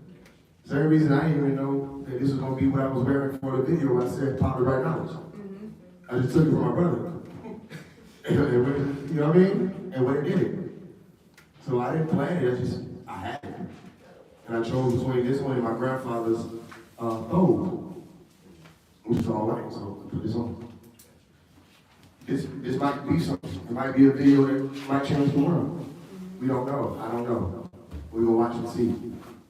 Two. I'd like to know, why do you think people regress after like major leaders was taken down? Like even how certain, like what people would call gangs started off as what is supposed to be like community protection, all that. Like it's like a cycle. Every time a leader or something happens with one of the leaders, people like regress or just accept like defeat or something. That's what it seems like. Good, another good question. So check this out. It could be two reasons. One more. Here go two. I'll give you. A bad leader. It could be a bad leader. You know what I'm saying? The leader didn't instill the light in people. Or it could be a bad people that didn't want to decide to receive true light. It could be one of either. You understand that? Or the leader could have been good and went bad. Right? And it changed the people because they follow him or her. It ultimately depends on the people. Because a leader, unless they're just talking about like self-leadership, is leading somebody. Right? Now, people say, yo, if you're a bad child, your parent must have been a bad parent. Is that always true? Yes. You have horrible parents, and the child grows up and is a good person. You have good parents, and the child grows up and they're a terrible person. You know what I'm saying to you? So all of it is dependent upon the people. But how do they regress, or why do they? There's different reasons for different people. Money, power, fame, infiltration, confusion, disunity, laziness. Laziness caused the Nuwapians to regress. They had a lot of truth. And he said, you just can't sit on the truth. You got to get out there. Learn how to plant and grow. If the Nuwapians would have used what we were given, not only would he have already been out, Tamaray would have already been rebuilt. Let me give you a small example of that. Outside in the back, before y'all arrived, I built a pyramid. It was built on a faulty foundation, right? Still, I built it. Meaning, by faulty foundation, it was going to fall, right? I even questioned, I said, what about the rain? Because all I did was I used some panels or some shutters. What are the shutters? They go outside the window. I put 3 of them in the dirt. I caught myself using a hammer to dig a little line to ram the shuttle into, or the shutter. And I leaned on top of each other and taped it around. And put tape around it and said, here go the sides. And the rain was like, oh yeah. The wind was like, okay, bet. And then I came back and it was torn down. It took work for me to get out and build that. Now, if I would have just been lazy, I would never taken my ass out there in the front to build a firmer one, a stronger one. Listen to what I'm explaining to you. Don't get too lost in the analogy. In the Black Book, Dr. Melikazi York put Isaiah chapter 19, verse 19. Okay, you read all the way up to 25. You have to ask yourself, why would he do that in one of our sacred books? In that chapter, it talks about Egypt being stricken or struck, which was Tamaray. And it says the Most High was going to heal Egypt, and it will be rebuilt. You understand that? In order for that to happen, certain things would have had to play out. And there's a mention of certain things playing out, which is why it's important for us to get them all together. Because you needed the Hebrew Israelites, the Israelites. You needed the Muslims, the NOI, the Assyrians, and you needed the Nuwapians, or whoever the Sabaeans, if that's who they still even align themselves with, right? You needed Israelites, those who had the inheritance. You needed the Assyrians, the works of my hands. You needed the Egyptians, my people. This is all recorded in the book of Isaiah chapter 19. And it was supposed to be a healing of Tamaray, Egypt of the West. And you read in Pop's words, he said, we're going to rebuild Tamaray. My point is, laziness and procrastination is a part of the reason why people regress. You understand? They didn't use the truth. They misused, abused the truth. And now we here, it's been 22 years and Pops is still fighting to get out of prison. You understand that? Which is now What doesn't make sense is I was the child. They're observing that. They can look back and see that. They know who my dad is. They know who my mother is. They know these things. They've been told, support him. I'll let y'all hear that. If y'all can remind me when we turn that off. I'll let y'all hear him say it. That's why you're here. That's why you know phones. I will let you hear the audio I wasn't allowed to put out there. When all the people said, you're lying, I could cry right now. Because imagine holding the truth right here. And they're like, you're lying. And you're being told you can't give that to them. They got to be able to hear me without you putting the audio out. Don't put any audios out. As a matter of fact, all the audios is out there telling them to take it down. I heard these things. I heard what they were saying he wasn't saying. Do y'all understand y'all are going to hear what they're saying he wasn't saying? I heard him say these things. So when I was walking into these groups and said, the message is this, that, and the third. They said, you're trying to censor yourself. You're attacking Sabians. You want to be his successor. You this, you that. You're making it about me. And I'm telling you, I did what you were not willing to do. I did my due diligence. Who read the books and remember how I told you to deal with agents? With diligence, deal agents. You can't just lazy your way through the CIA's informants. You have to do the work. Where are your files at on these people? I got files on all of them. They don't know that when I was coming through, I wasn't just talking. I'm not friendly like that. I was recording, screenshotting, taking names. Right? I got a file on all of them. I wouldn't just get on the phone because I like to hear your voice. 99% of the time, it's annoying to deal with tones that are off. But I'm going to record everything you're saying. And I'm not talking about using no audio. This is my recorder. Anybody that know me, you've been around long enough to know I will verbatim the shit out of something. You understand? And I get that from my dad, who is Fred Bodie. For all the people who said, he said Dr. Melakazi York is his dad. Because they didn't know everybody called Dr. Melakazi York Pops or Baba. And some of them still do to this day. You understand what I'm saying to you? So you're going to be able to hear him say certain things they said he wasn't saying. He called some of his children out. He called some of the people who in the bookstores out by name. Right? He was calling celebrities out by name. He told certain people, make sure everybody knows who Phase One is. So that everybody can be behind him. Because he's helping to spin that message. He said that. Did they do it? Yes. Was that a big job? Yes. That was like 3 phone calls. He said, tell the people in London who he is so they can get behind him. They can support him. For all the type of jets who was out there saying, he's just making rap. We don't listen to rap. It messes up our DNA. Dr. Melakazi York wrote a book and put a certain someone in it. Tupac. Huh? Is everybody still here? He put it on a certain page. What was the number? 135. He here. Page 135. He put the image of Tupac in a black and white suit. Stay with me. He said, I don't listen to rap, but I support them. You want to know what else he said? Because some people would say, like Muntan in the Hereafter Doctrine Room said, you're wasting your voice. You're just screaming out and you're delusional as a rapper. You're not helping how you think you're helping, even though they found me because I screamed.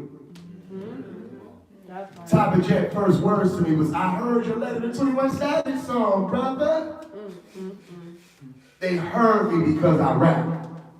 Tried to use me because of my platform. Found out I wasn't stupid. Couldn't use me. And then they had to keep moving. Not without slandering first. Dr. Melakazi York said, I support the rappers. Because what? They're going to be on the ground, fighting the beast, making way for the ships to come through. Do you understand that? That's in the Millennium Book. Making way for the ships to, do you understand? He didn't just say, they put out positive messages. They're going to help war with the beast.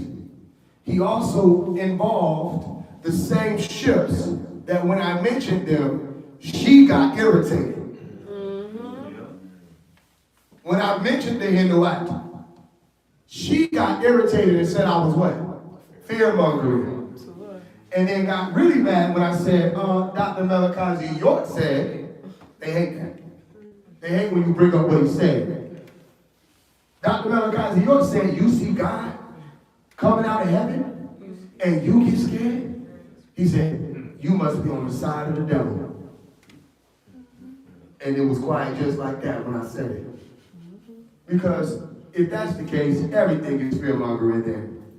No, it's a dreadful day to some. It's a great day to others. Now, I didn't write the book. I didn't put Tupac there. I didn't make it be on the 135th page.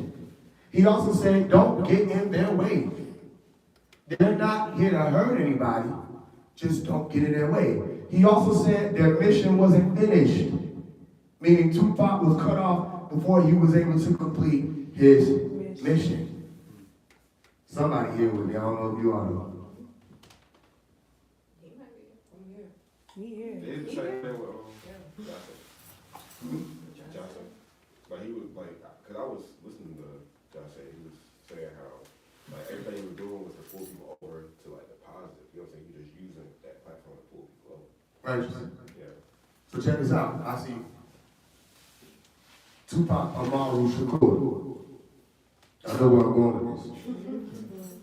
I've gone there before, haven't I?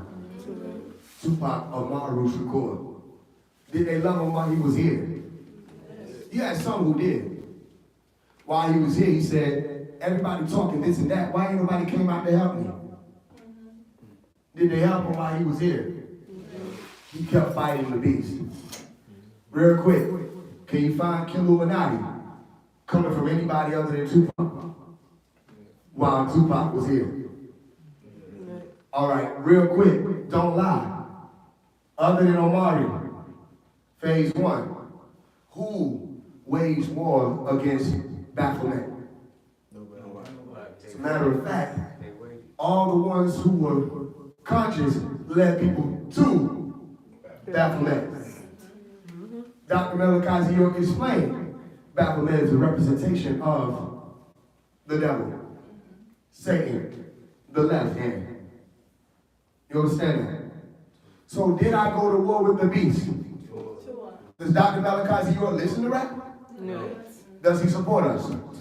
Are we a part of the plan? Per what he wrote? Did I write it?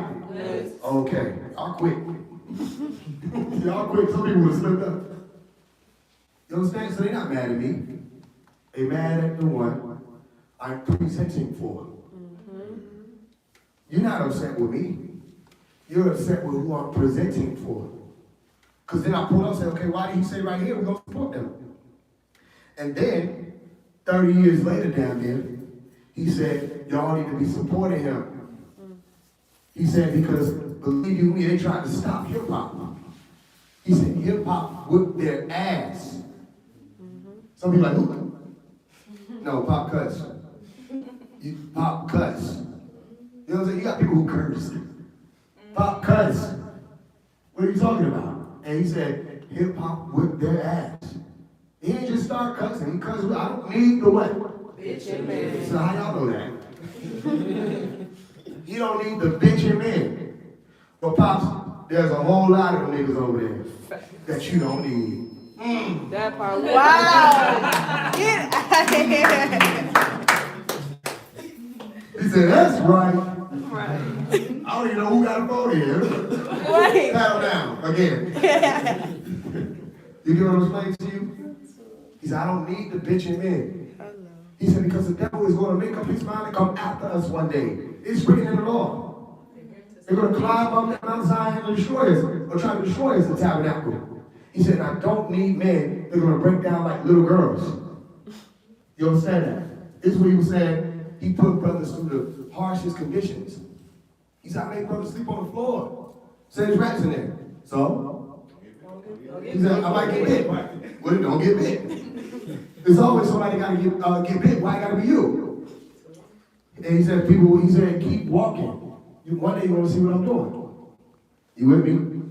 So he cuts. It's true. The point is, who are you and what do you do? Do you act like you don't know? You know how many vegans ain't vegan? They vegan out loud. But when they go home, they got KFC in their kitchen, in their refrigerator. Sheesh. Right? You raise your hand, he ain't vegan. He ain't really vegan, y'all. He said, you talking about me.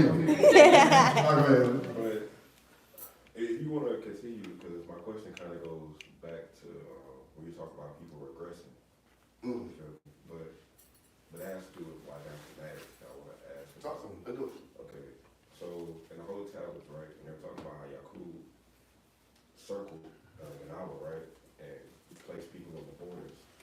Is there like a mathematics to that? Because I feel like he mentioned how he did that for a reason.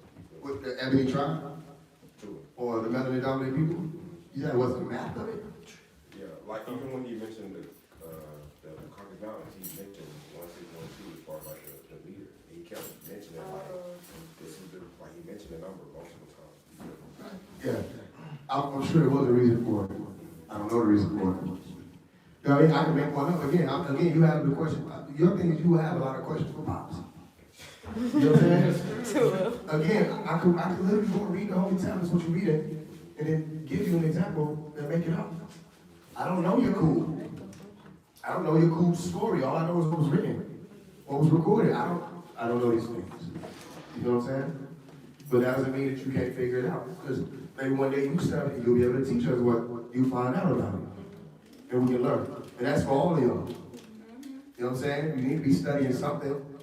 I don't care if it's neuroscience, you know what I'm saying? Anthropology, history, okay? Whatever it is you're studying, you should be able to grab the mic and teach. Okay? And that way people can learn from one another, whatever you find. You'll find something, you feel me? Then we can come together as one.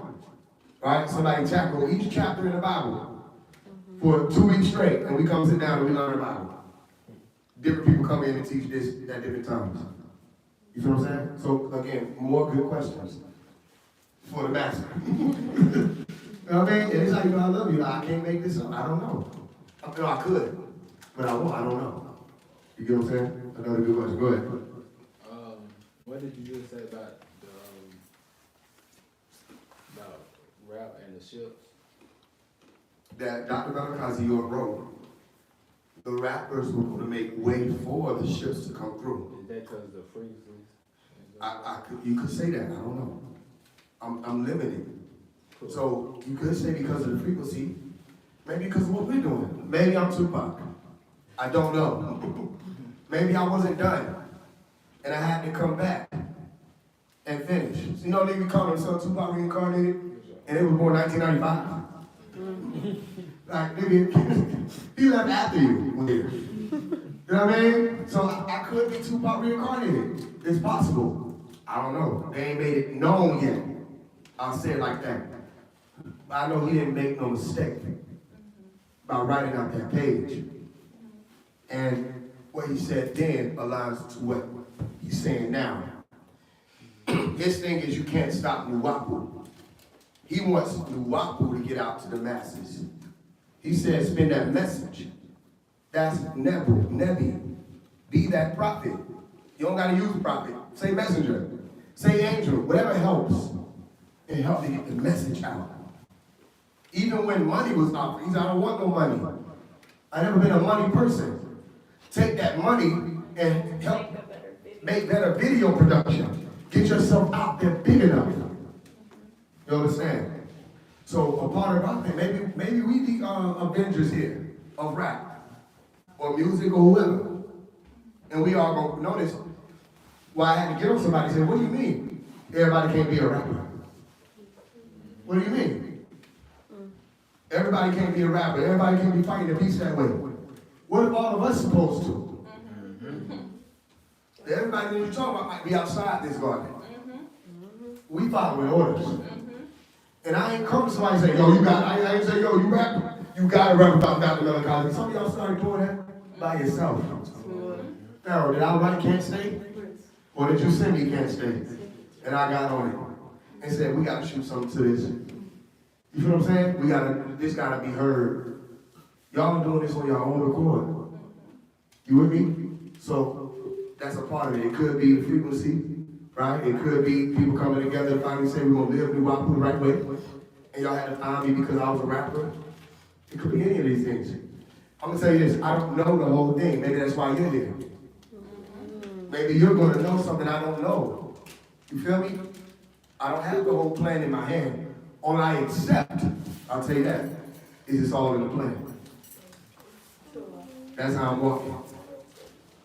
Y'all hear me? Go ahead. Okay, so I wrote down in my notes, Noah part extraterrestrial, and then while looking at Noah, I rearranged some of the letters, and I got some elements. Talk to me. Hydrogen, oxygen, nitrogen, and sodium. Sodium from the A? And A. Okay, I And hear A you. is sodium. So when you're saying that is, so my brain, instead of, because you're saying like he was still a perfect human, but the Adam story was like surgery was a scientific experiment going wrong. Right. So was Noah a formation of like not necessarily a person, but some other type of being? I ain't never meet him. I don't know. See, you still bringing out something. You know that? See, I never thought anything like that. I think everybody need to write books. No, I'm serious. I think how you got questions, you may need to write a book of questions, or do your own Q&A and find answers for your questions. I like that. You started that? Yeah, I see it. You feel what I'm saying? And then when you figure stuff out like the Noah thing, start writing about that. Ain't nothing wrong with that. You know what I'm saying? Not saying, oh, this is the ultimate truth just because you wrote it. It's still presented it for. I never thought of anything like that. It could have been that he was a formation of other things that could represent a being. Or it could have just been named Noah. You know what I'm saying? I heard his name was Utnabishlam at one point. You know what I'm saying? He could have had different races or cultures behind him, and he code switched to get a job. So you wouldn't call yourself Utnabishlam to get a job, you just say Noah. You know what I'm saying? I don't know. Maybe it's just a linguistic thing or language area. But you still could be 100% on point. You know what I mean? Leading to a science we didn't find. And I would say study the name further. You know what I mean? Like when I asked y'all, y'all Jonah? You know what I mean? Who is Jonah? Okay, I got you. Who is that? John? Yeah, Johanna. Who is that? John. What day and time is this? Revelation. You Jonah? You can still say yeah, you can still say no. Yeah. Am I Johanna? You can say that. Some people say, yo, you're Johanna in this day and time. I'm bringing your attention to Revelation. I've been saying that for the past, month. Who Jonah? Y'all joining? Are you joining us? Wow. Didn't Pop say he got a teaching? Go look this up. Don't believe me. So you don't think I'm just pulling this out of nowhere. He had a teaching called Jonas. Or Join Us. What does Jonah take you to? Jonah. You a Jonah. You be Jonah. Don't you be Jonah? So you're a Jonah. Who is Jonah?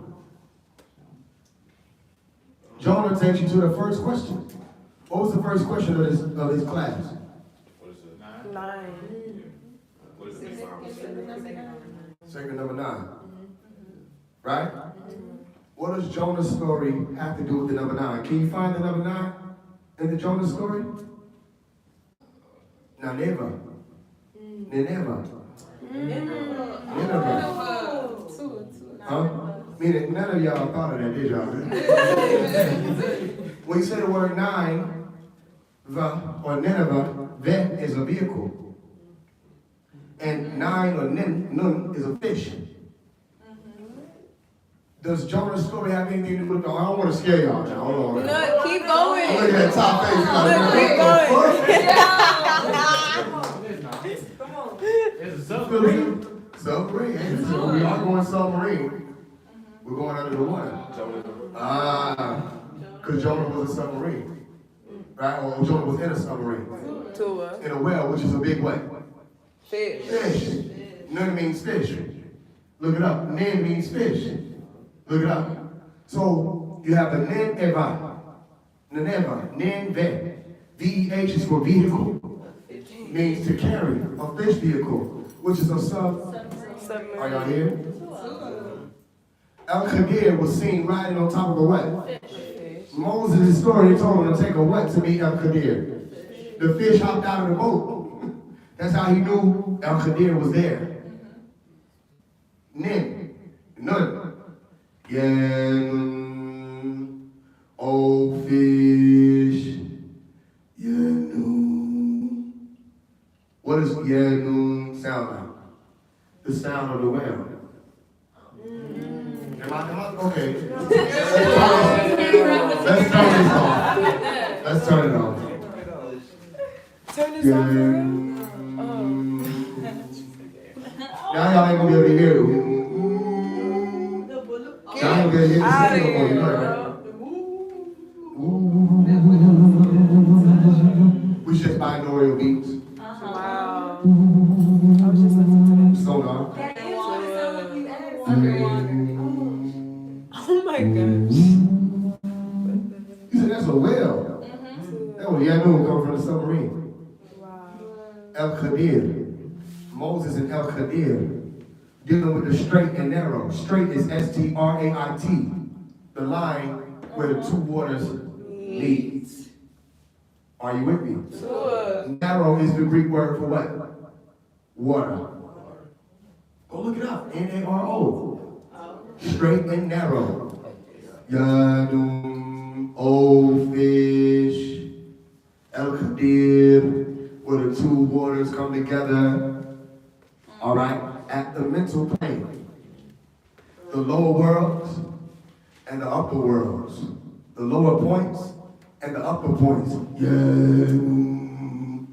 Go ahead, I hear you. The first time I ever astral projected, I went underwater and a whale carried me somewhere. So that's why I'm like, that's like a whale straight carried me.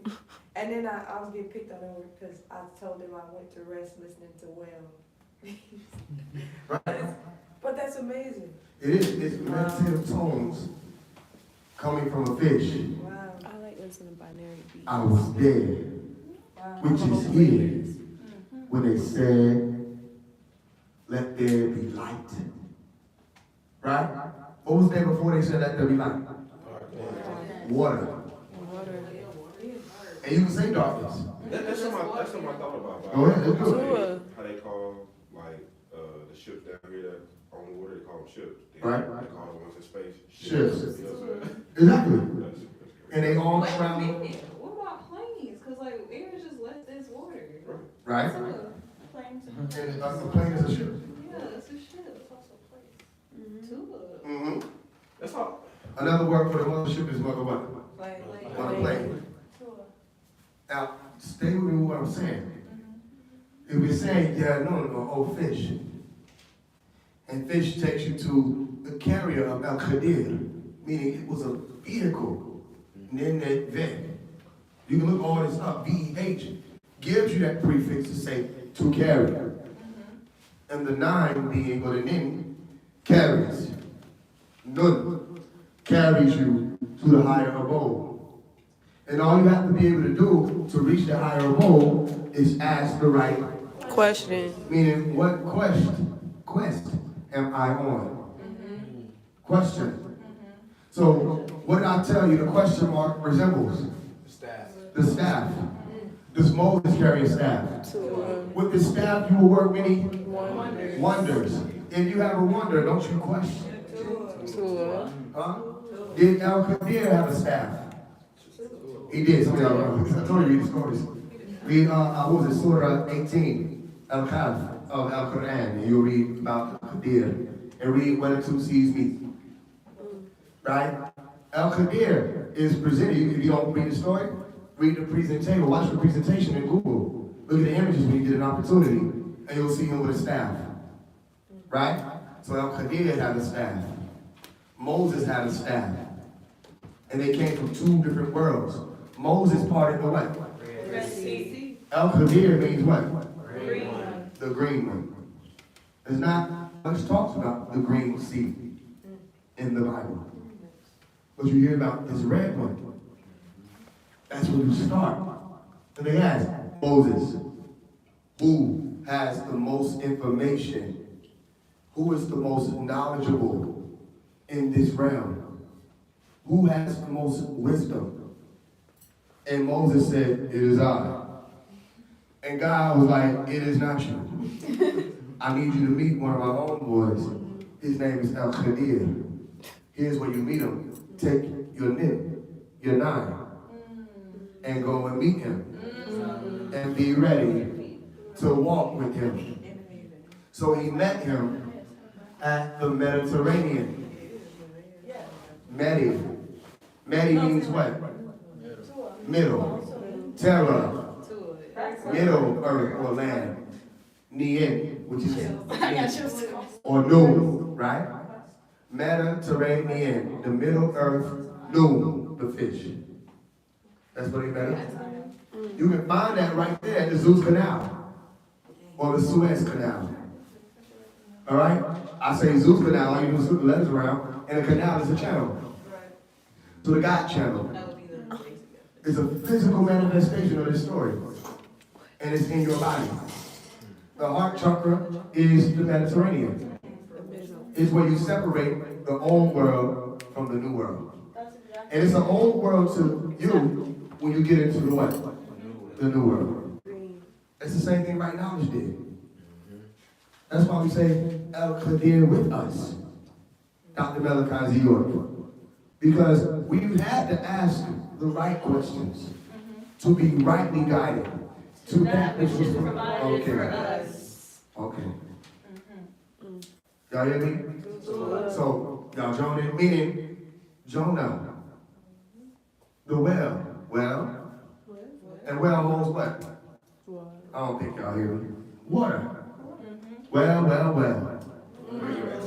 And Dr. Malachi York, listen to me, went to Jonas County.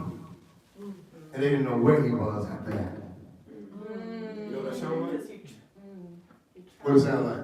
The storm that they moved, and they trying to figure out what Jesus was. Where Jesus went, right? Oh, don't say that no more. That would really start getting mad at you. Because also, you know, in the Christism, when you break it down about how, you know, certain orders were protecting Jesus, because, yeah. I don't know who he is. Who is him? I don't know what he's talking about. Also, You know what you're talking about. You do. Nineveh, Go ahead. backwards, you're in Haven. If you spell Nineveh backwards, it says Haven in. So Oh, you're in Haven? Or in a haven, a safe haven? Like a garden? Okay. Are y'all understanding what you're saying? Okay, what's Pop's name, Issa? Is Pop's name Issa? His umi name is what? Mary. Okay. Now ask him though, he gonna be like, I'm not Jesus. He said, don't call me. I'm not Jesus. I ain't gonna go towards none of that. He said he ain't Jesus though, that's what he said. So something I was thinking about, All right. the Kate Stay song, when she said, Dr. Malachi York, I counted out the syllables, you know what they equal to? What is it? 7? Okay, I didn't know that. Okay, Dr. Malachi York, syllables, 7. What is the 7? The key. The center of the key, right? The 7 what? Wonders. W's. 7 wonders of the what? Of the world. Dr. Malachi York came and answered the questions that people had for a long time. Even when we said Ansaru, all right, you were saying a helping Ruh, spirit. You also said helpers, Ansaru. He also said, I'm here to what? Answer you. Because you had all these questions. Answer all out. I'm here to answer all that. What he said? I said All that. Y'all get me? Oh, any other questions? Sheesh. So the point is, okay, we good? Point being, you're on that journey. Ask the right questions. Get your answers. I'm not talking about just to me. You can ask all these different types of teachers out here if you want to. Ask yourself and go on that quest and figure it out. Look forward to Dr. Malachi York being home. So he can answer. Oh, those Go ahead. She said she was trying to break down questions. So a quest is a journey. Ion is a charged particle. So you're finding the positive and the negative. I just wrote it down. And it also means to go. So question means to go on a quest. Act, seek. Right? And that's what we all doing. It's going to be different for everybody. Y'all each have your own reasons why you're here to do it. Did we have any problems while we were here? Yes. Will we have any? Yes. Okay. So it works. Ain't nothing wrong with it. All you need is the right messenger. Don't shoot me, I'm just the messenger. Okay. Don't shoot the one either. I don't know why people say that. Don't shoot, I'm just a messenger. Don't shoot none of us. You know what I'm saying? Shoot him. No, don't shoot none of us. Because we don't mean you any harm. You know what I mean? All Rashad Jamal people, we don't mean you no harm. I don't. I can vouch for me. I don't mean you any harm. I just want you to know the truth. Then you can do whatever you want to do with it. You know what I'm saying? I didn't mean their conscious community any harm. I didn't mean this world any harm. You know what I'm saying? However, we're warriors. We fight to defend the truth. It's what we do. You know what I'm saying? Any other questions? Oh yeah, comment. Anybody in there word out there?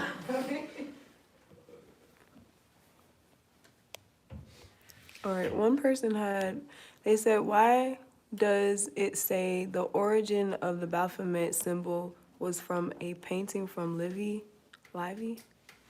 trying to make Muslims out to be evil, and the symbol representing polarity in 4 elements and 1 spirit, 5 points. That's a lot. So Levy.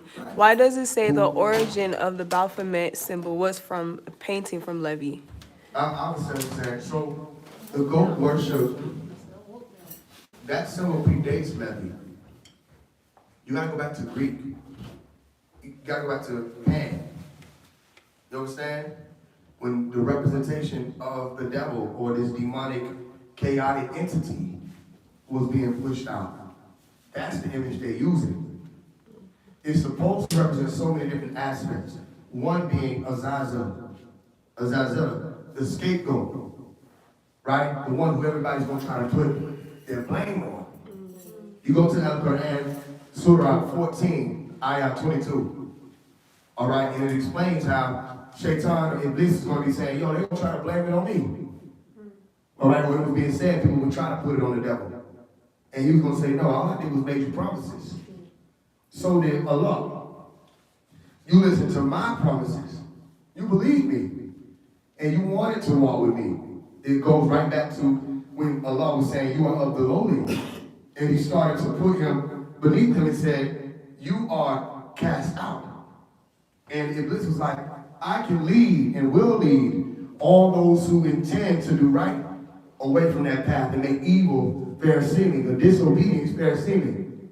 And Allah and Iblis made a deal right there, a bet right there. He said, bet. He said, anybody who you can lead off the path, they weren't my folks anyway.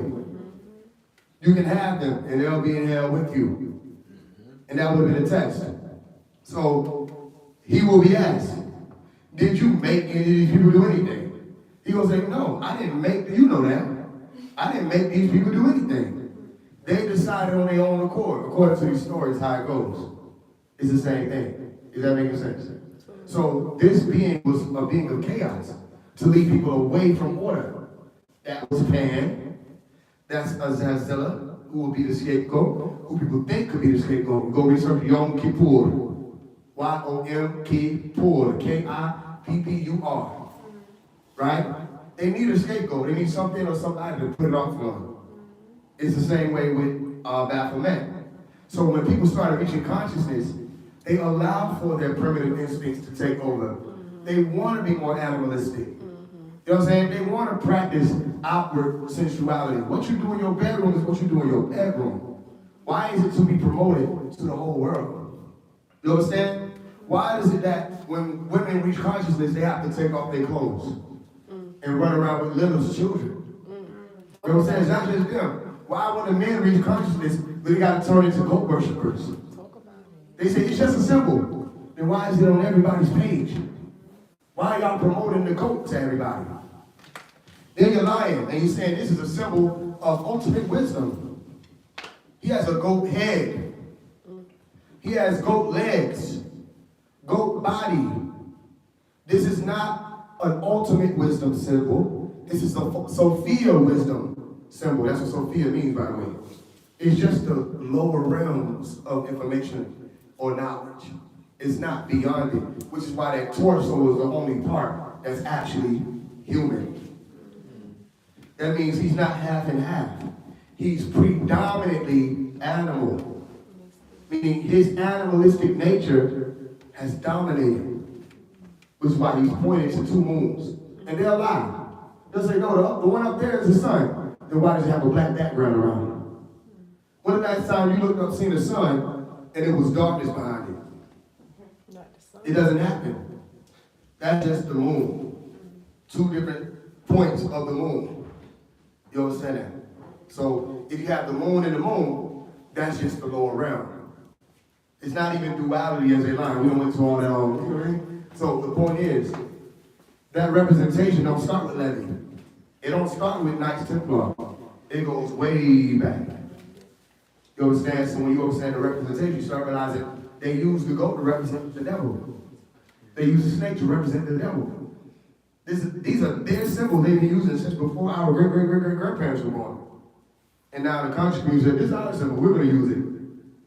If it's your symbol, if you're going to use a symbol, make one. If you're going to copy a symbol, make your own for people to copy. If I reach this knowledge and this information, where's my symbol? Why don't I have sigils and emblems that have a resonance that can be transferred to other people to be able to use? Where are my works?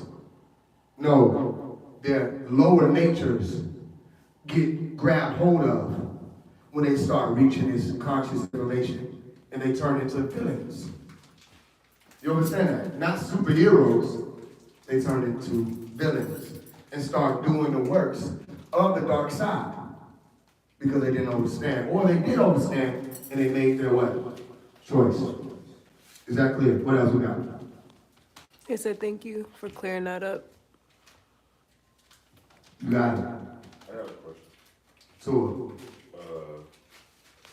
the book I was writing, it took me to Ezekiel, that chapter. And I realized the first time Tammuz is actually in the Bible. right. So as far as the timeline between Tammuz and Jesus, like, do you know what that timeline is? It would be, so you're dealing with ancient Sumeria up to, what, around, so it's, what it be, I think it'd be less than 1,000 years. You know what I'm saying? If you're going to ancient Sumeria all the way up to that time of Israel where Jesus' story would have been told. All right, now I don't know it on the dot though, but I know that the one that would have come before that, according to what's written, would have been Tammuz's story. That makes sense? Go ahead. So We're not saying first. is Tammuz like a title like Naya? That's not like actual name, it's just a title. I don't know. I know it is a title, but I don't know if it was a person named it. I wasn't there. Same way I don't know. I know Jesus is a title. There are many Yeshus or Yeshuas. I wasn't there to clarify whether or not they're here or they existed. You know what I'm saying? So they have titles or names, but it could apply the same way with Christ.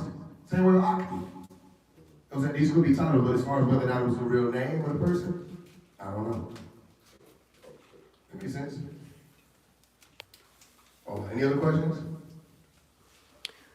There was another question on here. Tua. I'm finding it.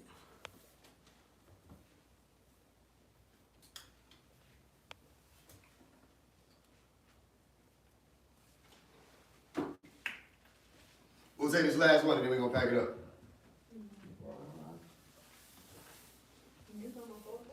Mm-hmm. When we came here? Like 12:31. So they go 4 hours.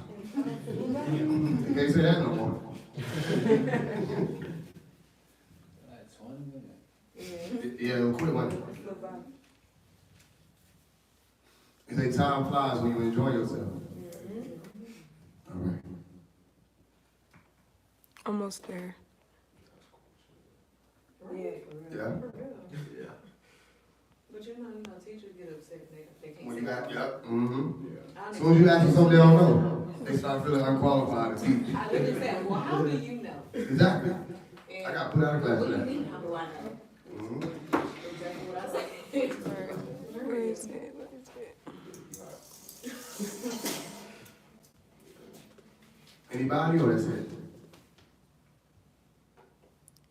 I guess that's it. Or anybody in here? Any other questions? Oh, someone said, what does it mean when a tree bows to you? The wind is like probably blowing stronger than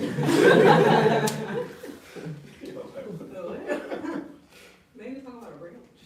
They said, are the Ifa and Anunnaki the same? Orisha and Anunnaki. They could be. Some, okay, when you said Anunnaki, you just said extraterrestrial. All right? When you said Orisha, you're saying people who ascended into a higher consciousness. They were people. And they transcended normal human existence. And started to become workers of elements. You know what I mean? The people start spiritualizing them. Oya can stay down the street. You don't know where Oya is. You know what I'm saying? Leba, or Papa Leba, people say there's a disrespect. The Papa Leba could be down the street too. You don't know where he is. All right? These were people, according to Yoruba tradition. And they lived and became powerful beings and rose up as masters, like Avatar, the last Airbender. It's just like that. So those beings could also, like literally before they got here, they could have been from other abodes coming into the earth plane. Possibly why they were able to reach these higher levels. You understand that? Same thing with the Anunnaki. Some of the Anunnaki could have been incarnates or Ilamu suggested, coming in as avatars or occupying a physical body. Or they could have just pulled up like man who fell to earth in a craft. You understand that? Anu, sky. Anuna, children of the sky. Ki, earth. Children of the sky came to earth. Extraterrestrial. Beyond the terra astral, who came to terra. The extra beings here. Only when they get here. Orisha. Those who came from out there beyond the sky, or beyond Orisha, or Arisa, meaning the sun. You understand that? So depending on how you're looking at the word, they could be similar beings or the same beings, depending on who and what you're talking about. Does that answer it? They're listening, they're following. To All right, one more. Gabriel said, are Ifa and Neteretu the same? Yeah, all that's the same talk. You're saying extraterrestrials, or you're saying names of gods who work with certain elements. You understand that? It's just that simple. If you say Tefna, you probably speak in water. You say Shu, you probably speak in air. You understand that? You say Sekhmet or Ra, you probably speak in blood and sun. Different elements, different occurrences in the planet we put a name to, like the Hindus do. Or just like what everybody do. Everybody does the same thing. They'll find elements or nature that's unexplained, and they'll start putting names to it and telling a story to represent that. So it could be both, or it could be one or the other, that the Neteru are natural beings, right? Meaning their occurrence is in nature only. And they're being personified as this person, that person, to be humanoid, so that you could relate to what you're speaking about more. Or it could have been Todd came down here and did a thing and left. And this is his story. Those I'm explaining to you. So the E5 people, the ancient Egyptians, the ancient Sumerians, everybody has these God stories. These pantheon stories. They share that similarity. You understand? Now, who you know for yourself, that's one other thing. But the Neteru, Anunnaki, Elohim, Allahumma, angels, all this is saying ultimately the same thing. And the only way you could disprove that is if you took yourself out of the storytelling aspect of it and you had the experience under your belt. Where you finally meet these people. And they said, nigga fans didn't know what he was talking about. You know what I'm saying? He's just talking. We ain't this with that. We was this. Or the Neteru is the ops. You know what I mean? Or the Anunnaki is the ops. The Neteru is our homeboys in there. You know what I'm saying? So it's all again, remember, you're just telling stories. You don't know these things yet. Until they reveal themselves to you, if they ever do, if they exist to do that. Are you okay with being able to understand that everything you talk could still just be a big ass allegory? Are you understanding that everything you would talk, if you can't use it, you don't need it no way? So the only way you could use knowledge and information of extraterrestrials is to know who you're talking about when you speak on them. You can call all day and like, you know, say, Inky with me. Inky full of say, nigga, I don't fucking know you. Matter of fact, boom, just for playing. All that talking. That's been an Independence Day movie when Pops break it down. People run up and say, hey, welcome to Earth. They got zapped. You know what I mean? People walk, I heard people speak about, they'll say Blue Beam Project in one breath, and then in the next one they'll say the extraterrestrial crafts that people are seeing is our family. You know, how do you know that? Did they text you and say, we here, we outside. We just got in. ETA 5 minutes. They didn't do any of that. No, it all sounds good. You know what I mean? Deal with the truth and you realize you don't know.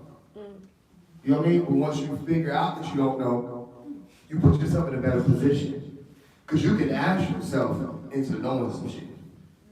That's being a scientist. So most people need to sit the Neteru shit down for a little bit.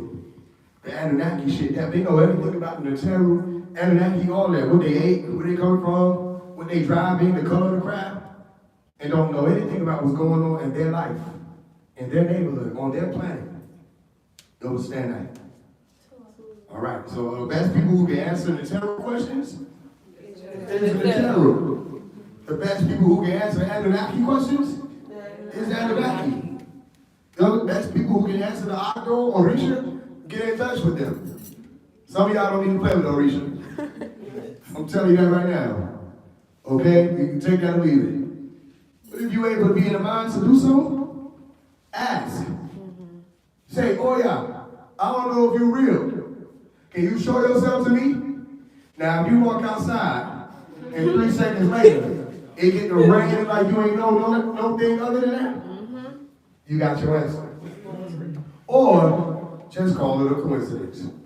Just do the scientist thing. Call it a coincidence, and the next day, be like, nah. Boy, I don't believe you're real still though. Show me that you're real. If you walk out, and then 3 seconds later, the bottom of the sky falls, and they get to rain again, you might not want to keep testing your luck, because they can get irritated. But you might want to test your luck. So let's see. The third day, you say, oh yeah, and before you finish speaking, there's a flash flood warning that hits your phone. There go your answer. But you might want to test your luck. So test your luck again. You walk up and say, oh yeah. They say there's a hurricane warning for your area. Category 5. Alone. For just your neighborhood. They ain't never seen a hurricane with legs. Excuse me, we got to What you was saying? What was saying? You feel what I'm saying? Okay, you got your answer, but you might want to test your luck. My point is, people push it as far as they want to push it. See, you seen the Bruce Almighty movie? When the nigga was like, show me a sign. And he kept driving past all the signs. The signs were literally everywhere. And he intentionally ignored them. Omari can stand here and talk to y'all all day about these people, these beings. I'm not them. I don't know them, at least not from what I remember. Consciously. You want to be different? You want to be the ones? Find them. Talk to them. And let me give you one more small gem. When you find them, and you talk to them, and you talk to the Anunnaki, and then the tower will take you up, they show you the ships, and they keep it to yourself. Because the moment you come out and start saying, I had this experience, I was talking to Tom, CIA, 2 ears perk up. They believe in extraterrestrial encounters. Don't get it wrong at all. The world will call you crazy. The FBI gonna show up at your door. Do I need to say it again? No. The world will call you crazy. J. Edgar Hoover, aka Harold, is still looking for certain people. They'll take it serious. When they get on the phone, I'm on the phone talking to somebody about extraterrestrial, they listening. They let the world say, he crazy. And I'll tell people on the phone, I say, you know you're listening right now, right? Because how you gonna say you was on one of their crafts? And they had a message for you, and they look like you. And it happened when you was 12. And your story matched up with the Rural Zimbabwe children, and you never even seen that till you got older. Oh, he might be being touched. He might be being talked to. They might be getting in contact with him. So they're gonna listen in. The world will call us crazy. I'll say, nigga, we need to get them out Shasta. Them niggas just hit me a text. They finna blow Atlanta. They say, this nigga crazy. The government don't say that. They say, hey, we need to be watching. Or they already know. You say, where the hell the mayor been at lately? Where are all the science? Why the CDC shut down? They ain't gonna tell you anything until 10 seconds before it happens. You know what I mean? They'll kiss you goodbye. My point is, the government believes so much in extraterrestrials, they got whole projects to hide it. Whole projects to shut down any information or information that could get out, to get people out of the formation of not knowing that when you say angels, you mean ETs. When you say the tarot, you mean ETs. When you say you mean ETs, people who are not from this planet. You know what I'm saying? They said we can't have people doing that because we run out of esoteric economics.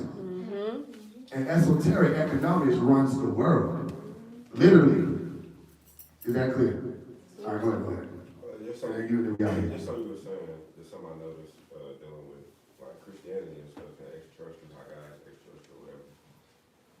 You as a religious person saying that you're going to heaven, you're subliminally admitting that you're not from here. Right. Well, if that's home, then yeah, if it's home, yeah. Yeah, if you return, if you're returning to heaven, right. then yeah, you would be saying you're an extraterrestrial. That's what Jesus was saying. I'm not from here. I'm not of your world. I gotta go home. E.T. Never mind. Because they still can't, the spell is deep. They will hear that and say that makes sense. But then they know it don't. Because they're afraid. Nobody wants to go to hell. Hell is a nuclear weapon. They don't want to deal with that either.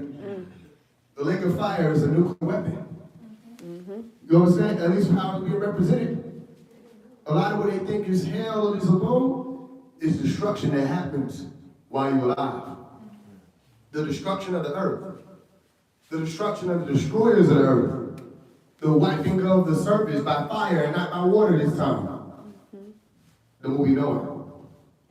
Which we still gotta watch. We've been having to watch that for the past 2 years.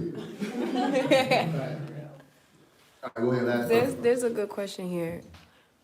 Can you speak about Dr. York saying in the end you'll see him and the devil holding hands? That's it? To I can't. Watch this movie, Game Over. Spy Kids, Game Over. Y'all seen the end? Okay, when you watch the movie Spy Kids, Game Over, you'll see that one of the main characters who's supposed to be the villain, that's Dr. Malachi Z. York. Of course, they're going to portray him as the villain, but that's Dr. Malachi Z. York. He talked about being put in prison.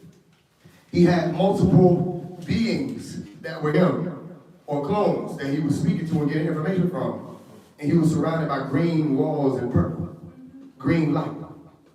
And in the end, they were all able to stand with one another. And one of the cadets was like, did we win? He was like, it's not about whether you win or lose, it's about how you play the game. This might be too deep for some people, your question. It's a real good question, whoever asked that. How could you deal with the devil and God being on the same team? Well, you have to deal with accountability. Your ability to account for your own deeds. You can't put it off on God, or God didn't tell me that. You can't put it off on, it was the woman you gave me. You understand? You can't put it off on the devil tricked me.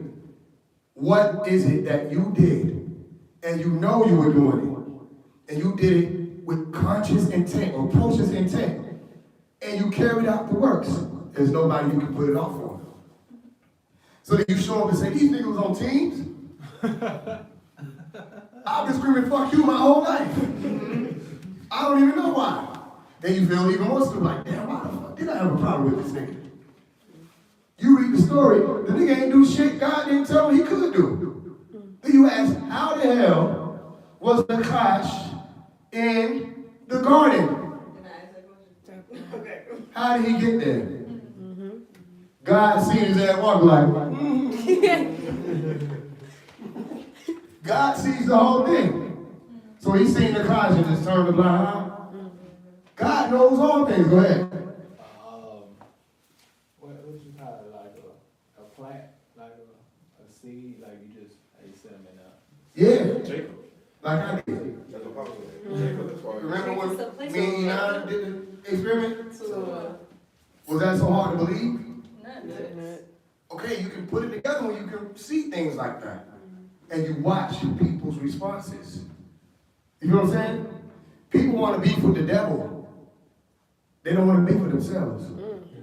That's too much to deal with. You understand? Oh, we'll battle the beast, don't worry. And while we beating his ass, you come in and jump in. We're like, what the fuck? What you got going on? What's your problem with the beast? You acting like you swinging. We saw you acting like you swinging. You wasn't even hitting them for real. Y'all seen people do that? Y'all seen the shootout videos where a nigga will shoot in the air just so he could tell his folks, I ain't got no room for this now. We got off on niggas. No, we got you in 4K. You was shooting in the air. You was scared. The noises is loud. And you don't know where it's coming from. And you're afraid to die. So you really were abandoning your people, and you right there. By not finding and neutralizing the threat. What's I was saying to you? So Lucifer is our brother. These beings you're talking about, these were our brothers. These were family that went wrong. Who got brothers and sisters? Huh? Okay, you get into it with your brother. What's your brother name? Dashad? Jashad? Okay, you get into it with Jashad, right? What about coming in and hit Jashad?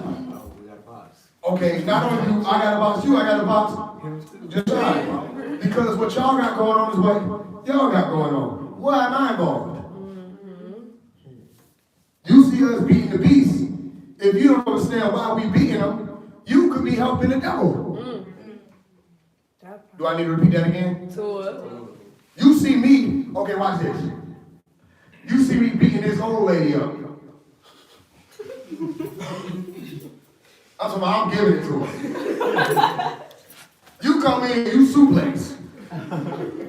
I get up and say, yo, what the fuck? You say, yo, you was beating this old lady up, we can't have that. I say, she just killed a school full of children. And she was on her way to the next one. And now you let her get away. This old lady, she had to be in the car. I don't know how else she could have got away. So you got to imagine all that. And you say, prove it. I show you the children. I show you the school. It's a part of El Canary Moses, by the way. You didn't ask me, yo, what the fuck are you doing? To give me the opportunity to say, she killed a school full of children. She's trying to get to another one.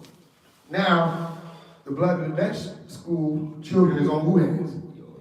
You don't know what you're doing. I know what I'm doing. Your job is to know what you're doing.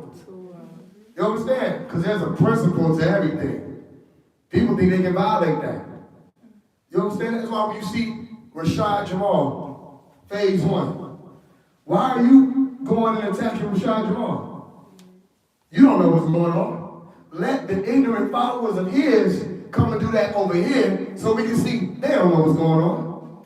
They never met me. They don't understand who I am. You're to do better than that and understand, okay, if I see them going, the only way I'm going to join this is because I can vouch for this. I've seen this.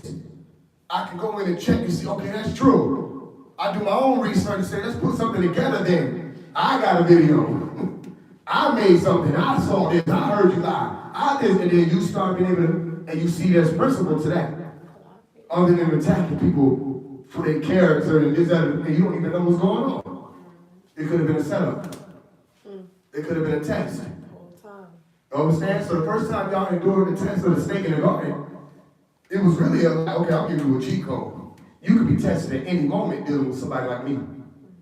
You could be tested right now.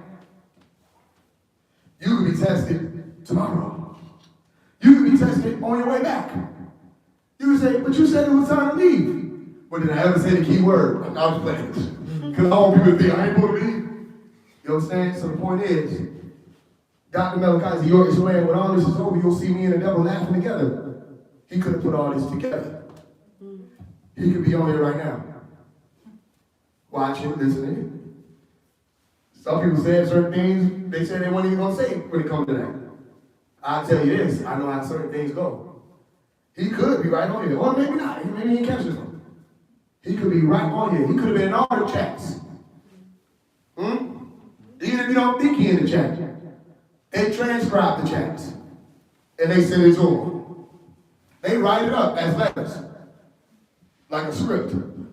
Phase 1. Da da da da da. Noontime. Da da da da. Phase 1. Da da da.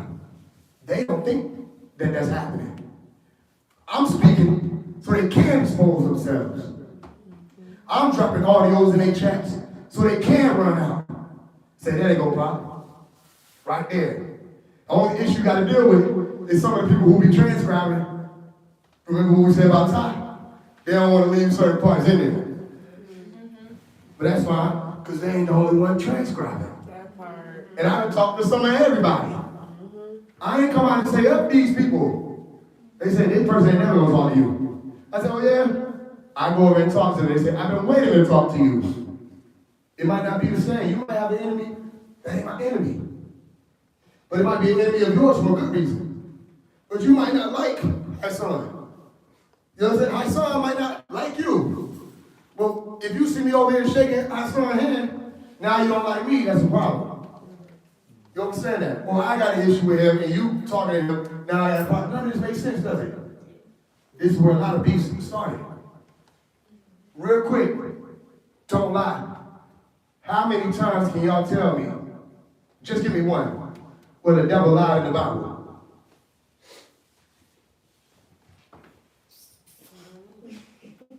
Come on now, the devil is a liar. Pharaoh, we was talking about that on the call once. I remember that. You had that. How many times did it lie, Jay? So, but you ain't never heard nobody say the devil is a liar? Yeah? Still. Sunday? Hold on now. How many people got Christian ancestry? All the hands up. You thought you was living. Put your head up.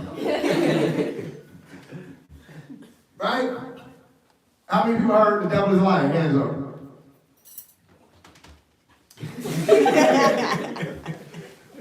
Huh? So is the devil a liar? How many? Now, one more time. How many examples can you provide me? Give me one. What if you're fighting the wrong op? Now, I'm not telling you to envision some man with horns. We don't know them.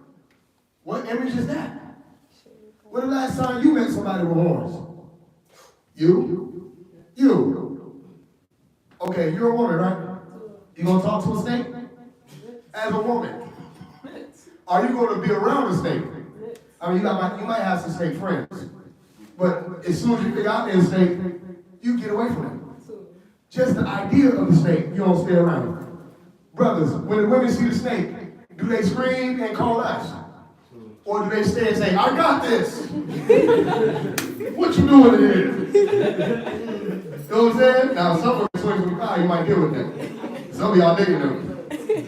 Move, nigga. Let your business, snake. That happens. You understand? They don't deal with snakes. What larynx does a snake have? Vocal cords to produce sounds and say, yo, did God tell you can't do that? Nah, God, he already know you could do that. Go ahead and do it. Now let's say there was some chance there was a snake that could say that to you. He said, yo, did God say you can't eat the fruit from the thing? Mix of the garden. What you gonna say? Oh, you read the story? Say yeah. Feel like it's yeah. Yeah, you taking it back in. No, you're not, because no, she wasn't. Right? You on the same page with me. Slither. Yo. Notice, snakes can't do shit but sneak up on you. They don't wear sneakers. That's another loud thing. But then sneakers gonna make noise. They can't creep up on you. All they can do is creep up on you. So then, okay, yo. You already took off guard, right? But not in the story. In the story, they say, oh, this is normal. A talking snake.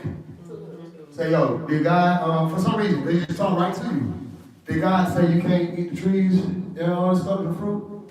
And you say, yo, he said we can eat all the trees' fruits, except the one that we would put right next to, in the midst of the garden. He said, man, God knows. First of all, how he know what God knows? Who is this? It's a snake. It's supposed to be a beast of a field. Are snakes beasts? Would you say they're a beast? I wouldn't say a snake is a beast. Okay? But let's just play it again. So the snake says, yeah, God knows that on the day you eat thereof, your eyes will be opened. You're going to know good from evil. Eve said, you bullshit. And then the snake said, I'm not bullshit. So Eve attempts to try the fruit. It works. She figures out everything the snake said was true. First thing the snake does is tell the truth. He said, you ain't even die on the first day. That's the truth. They died, but they died 900 some years later. It said, on the day, or in the day you eat thereof, you will surely die. That ain't true. Because that word surely or certainly said that's synonymous. Means it's going to happen. There's nothing that can change it, right? Like if you step on my shoe, I'm surely going to Nickel. That's what niggas used to say. They didn't say it that way. You know what I'm saying? But they would say, yo, you step on my shoe, you touch my shit, I'm surely fall off in yours. It's going to happen unless you're standing. So then that surely is canceled out. What was the unless? The unless would have been, they eat of the tree of what? Life. And live forever. So if they would have went straight after dealing with whoever the serpent snake being was, and went straight to the tree of life, they would have lived forever. Meaning somebody lied. Somebody didn't lie. In the book of Genesis, when it started off, the snake tells the truth. God lies. My point to you is, sometimes you could be fighting the wrong op. Satan means op, opposer, adversary. It does not mean evil. You understand? Let's say we playing chess. I'm Satan to you. You're Satan to me. Now let's say they come in and they want me to win. You're Satan to them. They tell their children, fuck Satan. After our chess game, your children and my children are killing each other, warring with one another, hating each other, capturing each other's women, stealing the food. It was a chess game. But you're Satan. You understand that? So again, that was a good question. I don't want to take people too far, okay? So I think I'm saying worship the devil. I'm saying to you, look at the stories, and you'll be able to see it's possible that certain things have been twisted. And God has made it be seen, oh, he's just all good. We say, I create peace and evil. He does good and evil things. God doesn't keep his own law.